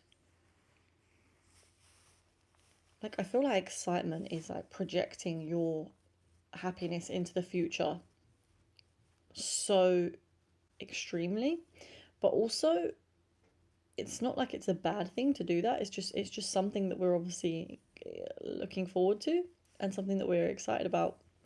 Anxiety can be so similar. I think anxiety is just more fear based, of like fear of something that's going to happen.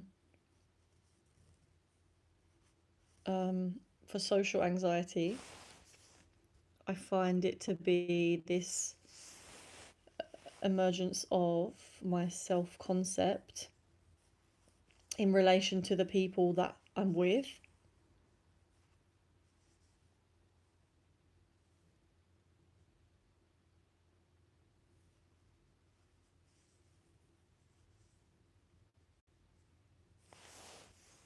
Thank you. Thank you, Tim.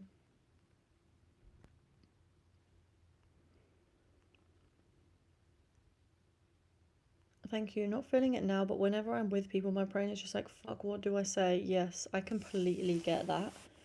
It's like you go into this moment where it's almost uncontrollable. Like your mind is just trying to think of things to say, and then you end up not being able to just be natural, or like skipping words, or like falling on your words and stuff, and then you end up feeling more embarrassed. Like, I don't know if you relate to that, but that is what would happen to me before. And I was saying this earlier in the live, is like one of the biggest ways that I've learned to heal this is by doing shadow work. Like, I really think that you need to do some shadow work on these parts of yourself that are being triggered, because there's a part of you that is coming up in that moment that has been traumatized when you were young, and it wants to be resolved and healed. And so there needs to be some shadow work done with these parts of yourself. And Alex, of course, if you want me to guide you through that, I'm more than happy to do that. Just send me an email. Okay, Clay Unk, you speak on healing the soul, and I would like to know, from where do you take instructions on healing? Is it from sources such as Carl Jung? No, I haven't really done much research into Carl Jung.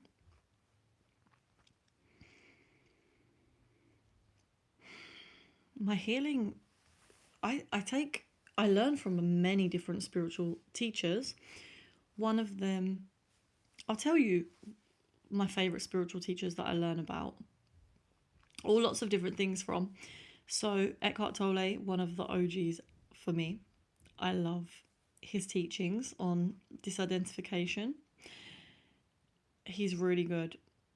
I also love Till Swan for healing. She's really good with shadow work. She has a lot of shadow work stuff. Like, there's a book called The Completion Process, which is by Till Swan, very good. And she also has she just has so many different teachings that are really interesting. Also, Caroline Mays is a really good spiritual teacher, and she's a psychic healer, world-renowned psychic, medical intuitive, an amazing teacher. There's also, I like to learn from Neville Goddard. I've been diving into his work a lot, and I also love to learn from Richard Rudd. He wrote The Gene Keys, and he's another amazing teacher. Who else? These are the ones I can think of right now. And yeah, they're my favourites.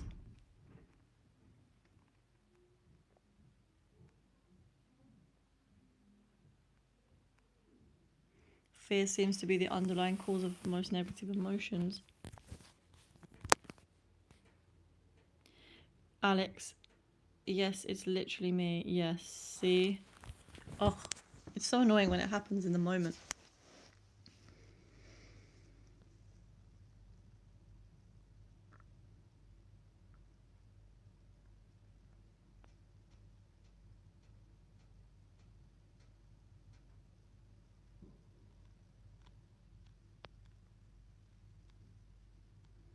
Yes, talking slowly is a very good piece of advice, actually, Zaza. But also, when you're in like this moment of panic, it's really hard to do.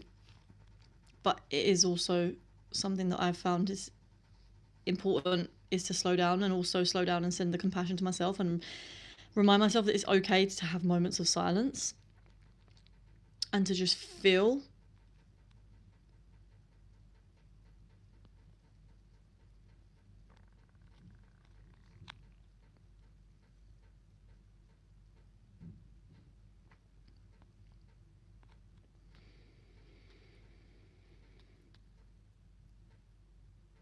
It just feels like I can't be myself. Like, when you want to be yourself, normal personality, but you're also trapped by saying this random trash. Yeah, I fully get that. It's like you just want to be natural and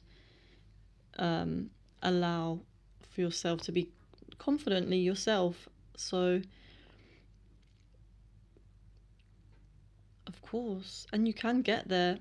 It's just that there is some work that needs to be done to get there. in terms of going deeper into that part of you that is literally bringing up all of these self-concepts and beliefs about yourself when you're talking to other people. Because that's what's actually happening. And you might notice that it's like certain people over other people that are triggering it. Like, I noticed that certain people trigger certain things in me that other people wouldn't. And I may feel like really healed in certain situations. And then in some situations, I'm like, whoa, this is still here. Like, why am I feeling socially anxious in this moment? And it's because this certain person has triggered a certain aspect of myself that still needs further healing and looking into. And so I know for a fact that you can heal from it because I have healed from it. I know it's possible because I used to be very taken over by social anxiety. And it's not to say that it never shows up, like I feel it sometimes, but the way that I have healed it so much and know what to do now, like I'm able to like really be there for myself when it comes up instead of allowing that part of me to just completely take over. The one that is triggered.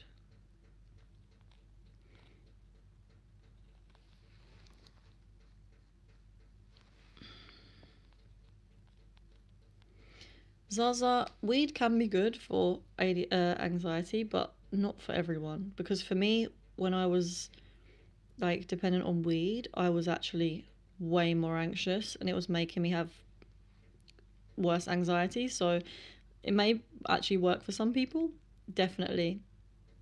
But everyone's experience is definitely different. And it's how you're using it.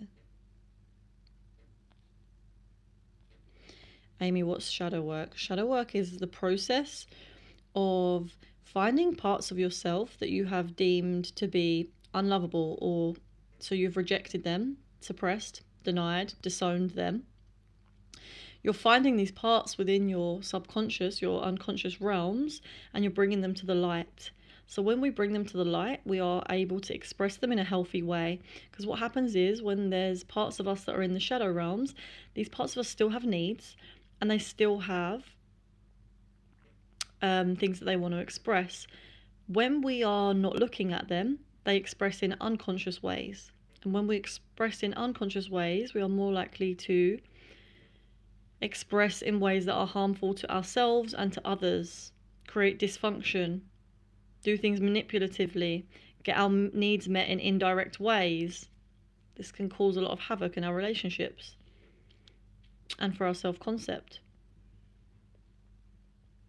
So we bring these parts of ourselves to the light so that we can see not only that they are needed, their needs are valid, and also that they have their own gifts.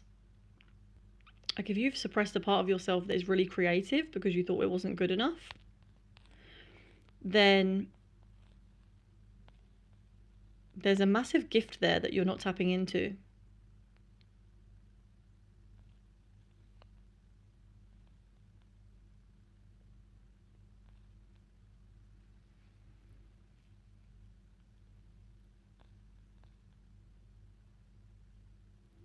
And we all have these parts of ourselves that we think are not lovable, that we're kind of telling ourselves that they're not good enough.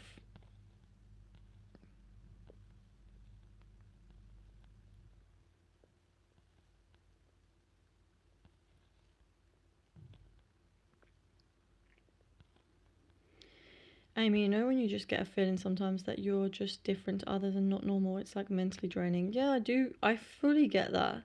And I also feel that even more sometimes when I am like being really present and conscious around people, because it's so easy for us like to not be like that.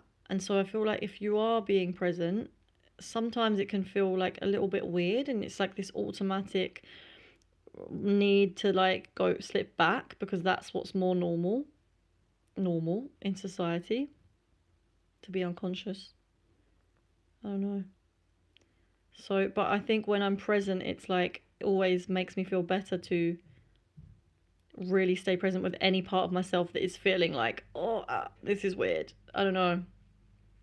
or if someone else projects onto me that I'm being weird, then I'm reminding myself that actually I'm just being, and like if they think that's weird, then that's more about their state of consciousness and not anything to do with me. And also, we are all different. But I grew up feeling like I was very weird, Alex, so I really do get what you mean by that. I actually start to embrace it now. I'm just, yeah, maybe I'm weird, but that's okay. I like weird people. They're more authentic.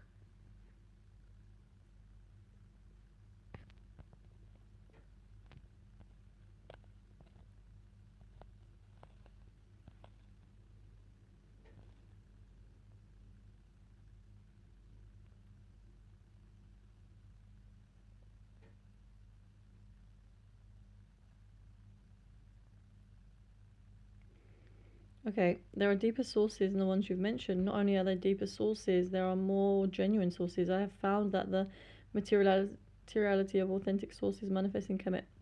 Are you talking about like the Hermetic principles? Because I love to learn about the Hermetic principles. And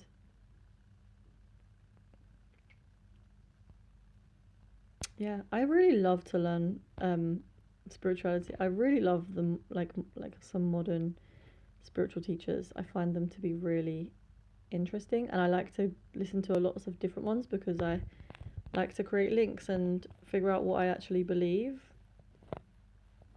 or what I think works. And a lot of their teachings are from, you know, more ancient stuff, which I've dipped into, like the Hermetics, the Hermetic principles. I also think astrology is very old.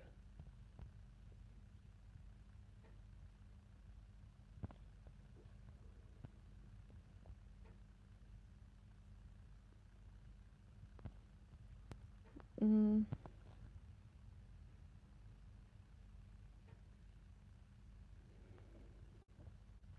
Okay, Alex, you said also you get this sense of loneliness because you try your hardest to fit in and it's annoying. Yes.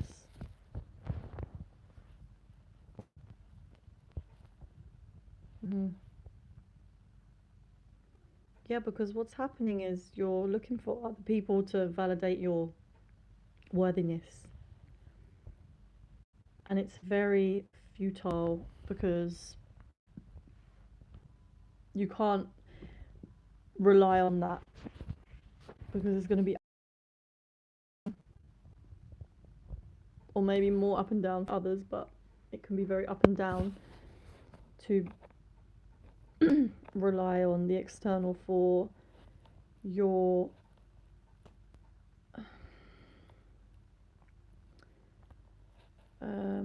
yeah, your self-esteem.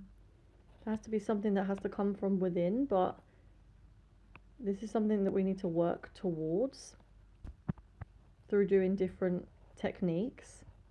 And there are many techniques out there that you can do, like a lot. So that's good.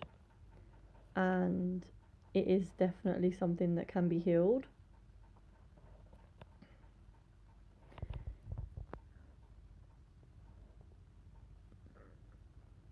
But yes, I definitely know what you mean when you say about the loneliness.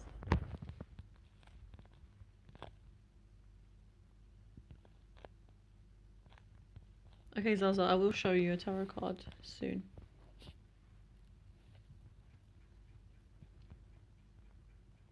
Yes. Yes, I knew that shadow work was pioneered by Carl Jung. It helped me a lot as well.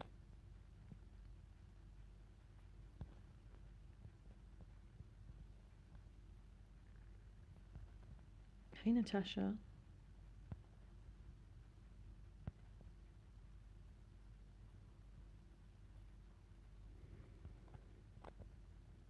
Hermeticism is not a religion. I don't think so. No, it's a set of principles.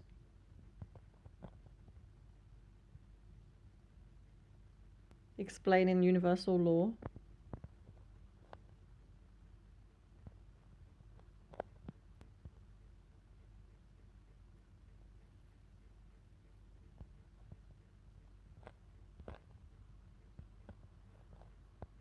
Mike, you said you're sad. I'm sending you a hug.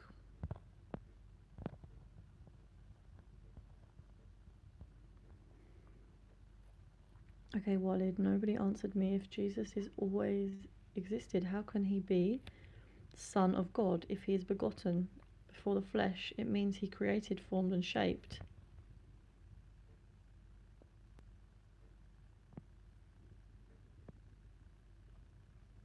I don't know the answer to that question.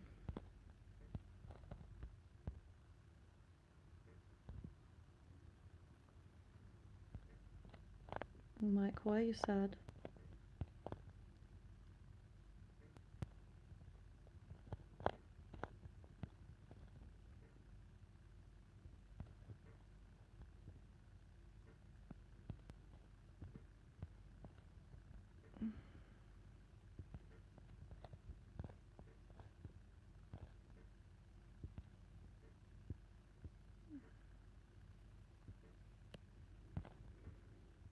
Okay, Alex. Best of luck with it, hun.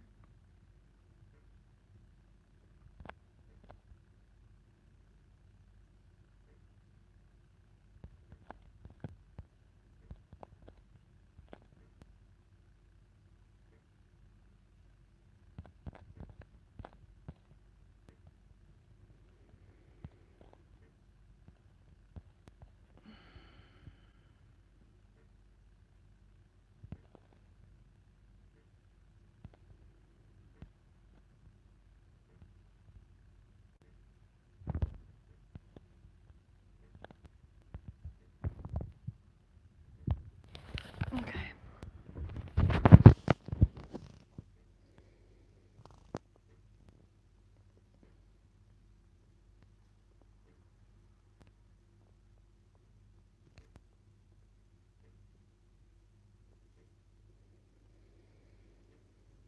Thank you, Addie Thomas.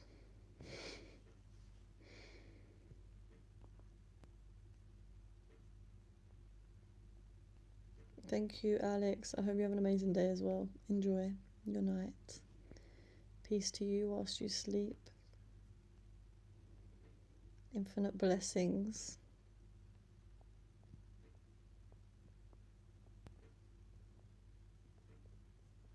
Okay, Clay. In my travels of soul work, I find that all my encounters with modern teachers have reflected a type of chaos in their own soul, and that is how I would refer you to more ancient sources of truth. Interesting. I personally do think we can learn from everything and everyone, because even the teachers that are still, healing, which everyone, most teachers are, they're sharing things that we are healing. Like even me, I share things that I've healed from, and I'm still on the journey, and that doesn't mean that the things that I have learned are not valuable, but also it's down to every individual to make choices that is right for them.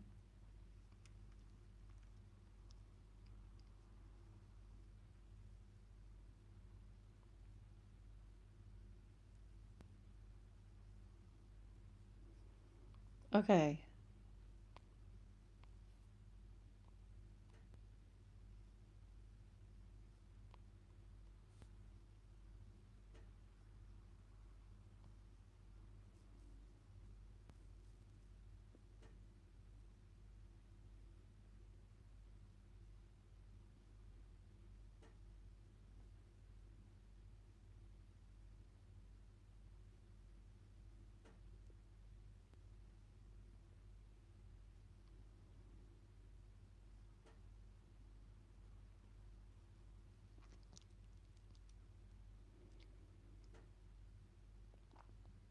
Okay, guys, thank you for your participation in the chat today. It's been very fun, interesting, deep conversation. And yeah, I'll see you in the next live. Hope you guys have a beautiful evening and sending you infinite blessings whilst you sleep.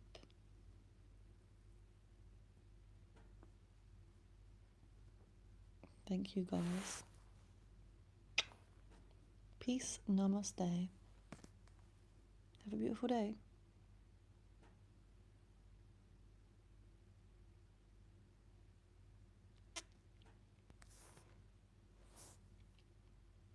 Oh, okay, let me quickly show you the tarot before I go.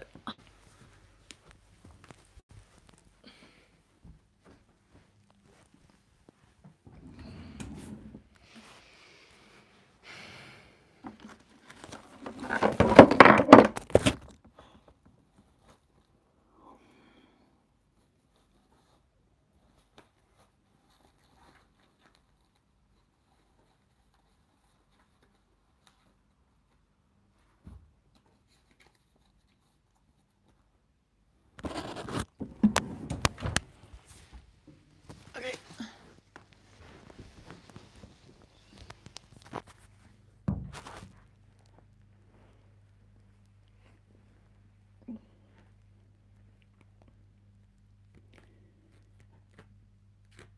This is the tarot cards.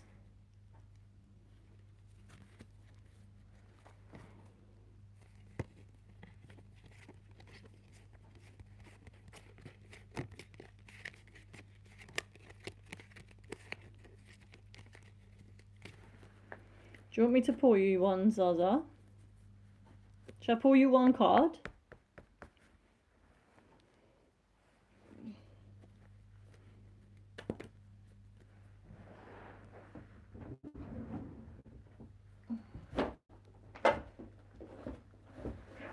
Let's pull one card.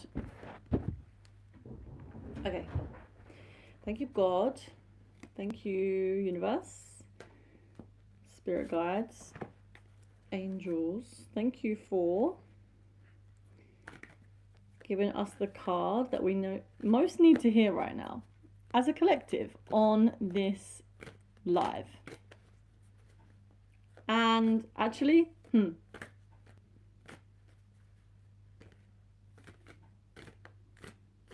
no, let's start that again. Let's pull the card that Zaza most needs to hear right now. And you know, maybe some of us will also get some messages from this.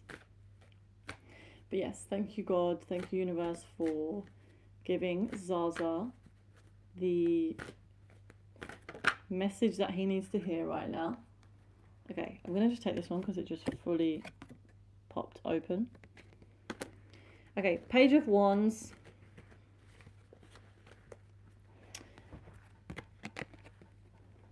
This is what we have, Zaza. Page of Wands.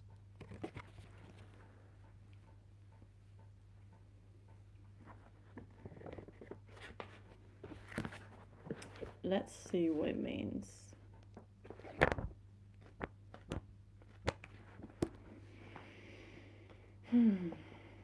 Okay. Zaza, what kind of reading do you want? Because you could go for a romantic reading. You could go for a career reading, spirituality reading, health and well-being reading. What kind of reading do you want?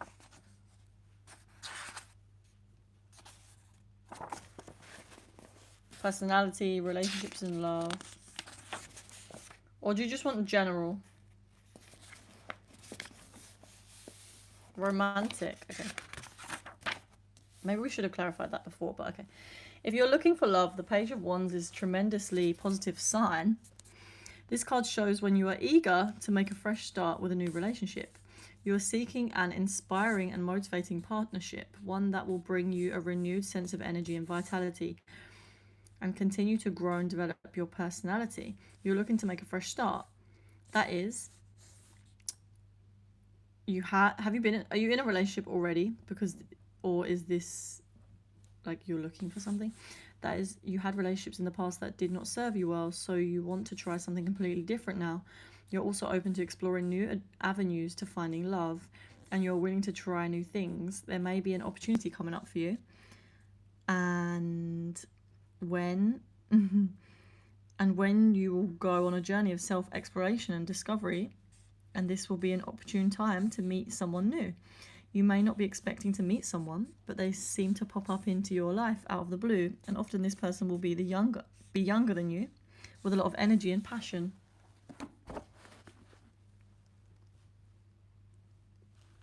So that's good.